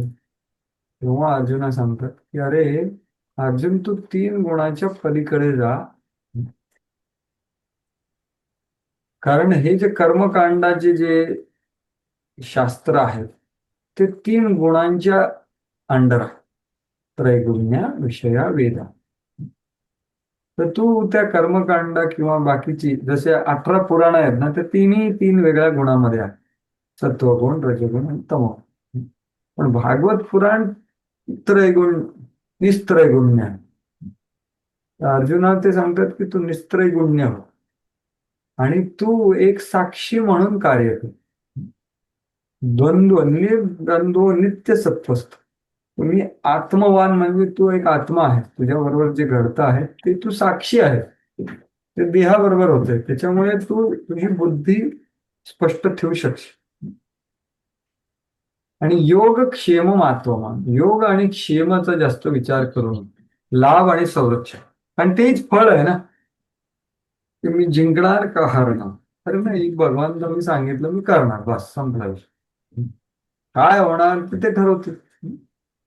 तर मग आपली व्यवसाय, जसं प्रभुपादांनी विचार करा, त्यांच्या गुरूंनी आदेश दिला, 40 वर्ष तुम्ही भारतामध्ये प्रचार केला, पण किती फळ मिळालं सांगा मला? खूप कमी फळ. जास्त जास्त त्यांना त्रासच झाला. झाशीमध्ये झाला, एक शिष्य मिळाला, तोही एवढा विशेष नाही, पण तरीही त्यांच्या उत्सुकतेमध्ये काही कमी झाली काय? बिलकुल नाही. त्यांनी आपलं कर्तव्याचं पालन केलं. जसं आता विचारत होते तुम्ही ना, प्रभुपादांची जी पत्नी होती ती सुद्धा एवढी काही त्यांना सपोर्टिव्ह नव्हती भक्तीमध्ये किंवा गुरुचे आदेश पालन करण्यामध्ये, पण म्हणून त्यांनी सोडून नाही दिलं. जेव्हा वेळ आली वानप्रस्थाची तेव्हा त्यांनी सोडून दिलं. तोपर्यंत त्यांनी सहन केलं, त्यांच्या मुलांना मोठं केलं, बिझनेस केला. पण हे सगळं गुरुचा आदेश प्रचार करता करता, कारण गुरुचे आदेश इंग्लिशमध्ये प्रचार करत त्यांनी प्रयत्न करत होते, दोन्ही कर्तव्य करत होते, प्रयत्न करत होते. प्रभुपाद उत्तम उदाहरण आहे. त्यांच्या घरातली पत्नीच अपोजिट होती. ती चहासाठी त्यांनी भगवद्गीता विकली, विचार करा. ही त्यांनी एवढी मेहनतीने लिहिली, त्यांना एवढं डोनेशन मिळालं आणि तेव्हा ते शोधत होते, तेव्हा म्हटलं की अरे कुठे गेली, त्यांना पुन्हा लिहावी लागली. तेव्हा सारखं नाही की सॉफ्ट कॉपी होती, काहीच नव्हतं त्यांच्या. पण प्रभुपादांनी पण हे सगळं सहन, आणि त्यांना काही फळ मिळालं का? जास्त विशेष काही फळ प्राप्ती नाही झाली, तरीही ते गुरुचा आदेश पालन करायचे.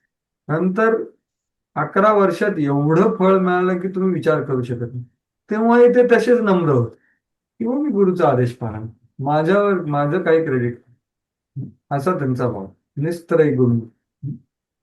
लाभ आणि रक्षण याच्या भगवंता तुम्ही मला इथे एवढ्या दुर्गम स्थानी आणलेलं आहे. तुमचं काहीतरी इथे कार्य आहे. मला कठपुतली बनवा आणि तुम्हाला जे करायचं ते करा. तुमचं गुणगान माझ्या मुखातून तुम्ही करा आणि तुम्हीच त्यांना शिकवा. असं त्यांनी सांगितलं. असं हे निर्वर्ता प्रभू. तर हे जे भौतिक कार्य आहे कर्मकांडांमध्ये दिलं ते 3 गुणाचे आहे. ते कशासाठी आहे? जे लोकांचा स्तर अत्यंत निम्न आहे ना त्यांना उद्धार करण्यासाठी हळूहळू हे कर्मकांड किंवा रजोगुण तमोगुण सत्वगुण याच्यातले वेगवेगळे वेद आहेत त्यांचा उद्धार होण्यासाठी वेद खूप कृपाळू आहे. तर त्याचंच वर्णन केलं. कारण त्या 3 गुणांच्या क्रिया आहेत त्याच्यामध्ये क्रिया प्रतिक्रियांमध्ये ती सर्व भौतिक प्रकृतीत बद्ध करणाऱ्या कर्मफल प्राप्ती करता असतात. सर्वसामान्य लोकांच्या इंद्रिय तृप्तीच्या क्षेत्रातून आध्यात्मिक स्तरापर्यंत क्रमाक्रमाने उद्धार करण्यासाठी वेद हे विशेषतः सकाम कर्माचे विवेचन आहे. विशेषतः पण त्याच वेदांमध्ये वेदांत पण आहे. तर अर्जुना तू तो भाग त्या वेदांताचा तू फॉलो हो. वेदांतामध्ये काय आहे? ब्रह्मजिज्ञासा आणि भगवंताचं ज्ञान. तर त्या वेदांताचा तू विद्यार्थी, ह्या कर्मकांडाचा विद्यार्थी नको. 3 गुणावरती जे शास्त्र आहेत त्याचा तू अनुयायी नको. भगवान श्रीकृष्णाचा सखा शिष्य अर्जुन याने वैदिक तत्वज्ञानाच्या दिव्य स्तरापर्यंत स्वतःला उन्नत करावे. हा दिव्य स्तर म्हणजे काय? उपनिषद आणि वेदांत असा सल्ला त्याला देणार. वैदिक तत्वज्ञानाचा आरंभ ब्रह्मजिज्ञासा किंवा सर्वोच्च आध्यात्मिकतेविषयीच्या प्रश्नापासून होतो. तर हे आहे वेदांत. अर्जुनला सांगतात की तू उपनिषदांपासून आध्यात्मिक जीवनाचा प्रारंभ कर. निस्त्रैगुण्य होत, सकाम कर्म नको कर. कारण हे जेव्हा संपतं तेव्हा हे चालू हेच सांगतात. आणि ते म्हणतील अरे मग त्याच्यासाठी मला एवढं सगळं वाचन करावं लागेल का? एवढे सगळे शास्त्र, एवढं वेदांत, आणि ते वेदांत कोणाला समजणार? त्याला खूप वेळ जाईल. भगवंत म्हणतात नाही, यावानार्थन दापाने सर्वतः संप्लुतो दखी तावान सर्वेषु वेदेषु ब्रह्मणस्य विजानतः. नावाचा वर शेवटचा श्लोक आहे.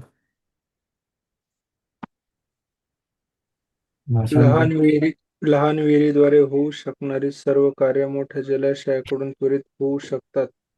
त्याप्रमाणे ज्याला वेदांमागचा हेतू माहीत आहे त्या ज्ञानी मनुष्याला वेदांशी संबंधित असते सर्व कार्य सहजपणे प्राप्त होतात. तर ते पुन्हा तेच सांगतायत किंवा वेदाचा उद्देश समज ते सगळ्या प्रकारच्या लोकांसाठी उद्धार करण्यासाठी यथावकाश प्रगतीसाठी सांगण्यात आहे. पण त्याचं खरं उद्देश काय आहे? भोग देणे नाही, पाप कमी करून त्यांना वरती उधारणं. तमोगुणातलं रजगुणात सत्वगुण प्रोत्साहन देण्यासाठी. पण खरा त्याचा उद्देश काय आहे? वेदेश्च सर्वय अहमएव वेत्ति 15.15. भगवान श्रीकृष्णांना जाणले म्हणून तू हे कर. आणि जो ह्याला जाणतो त्याच्याकडून तू जर का समजलंस तर म्हणजे इथे उदाहरण तेच दिलंय ना. जे विहिरीने कार्य होतं ते मोठा जलाशय आहे, तिथे जाऊन ते कार्य होऊ शकतं. ज्याला हे माहिती आहे, वेदांमागचा हेतू ज्याला माहिती आहे, त्या ज्ञानी मनुष्याला तो कधी एवढा वेळ घालवून त्याला काय करायची गरज नाही. तो जीव हे कृष्णाचे अंश आहे म्हणून जीवनाने कृष्ण भावनाचे पुनरुज्जीवन करणे हे वैदिक ज्ञानाची परमोच्च अवस्था आहे, त्याला माहिती आहे. मग तो विचलित होणार नाही आणि वेळ घालवणार नाही. तो भक्ती करा. यास्तव मनुष्याने केवळ कर्मकांडावर आसक्त न राहता वेदांचे प्रयोजन जाणण्या इतपत बुद्धिमान असणे आवश्यक. उत्तमोत्तम इंद्रिय तृप्तीसाठी स्वर्गलोक परत उन्नत होण्याची इच्छा त्याने धरू नये. आणि आता तर कर्मकांड करूच शकत नाही. तर असं आहे. आता 47 पासून हे कसं करायचं हे पुढे सांगणार आहे, ते आपण पुढच्या शुक्रवारी चर्चा करू. श्रीमद भगवद गीता की जय. श्री प्रभुपाद की जय. हरे कृष्ण. धन्यवाद. धन्यवाद प्रभू. हरे कृष्ण. हरे कृष्ण. अजून कोणाचं काय आहे का? मगाशी आपली चर्चा झाली खरं. कोणाचा काही विचार प्रश्न टीका टिप्पणी काय असतो?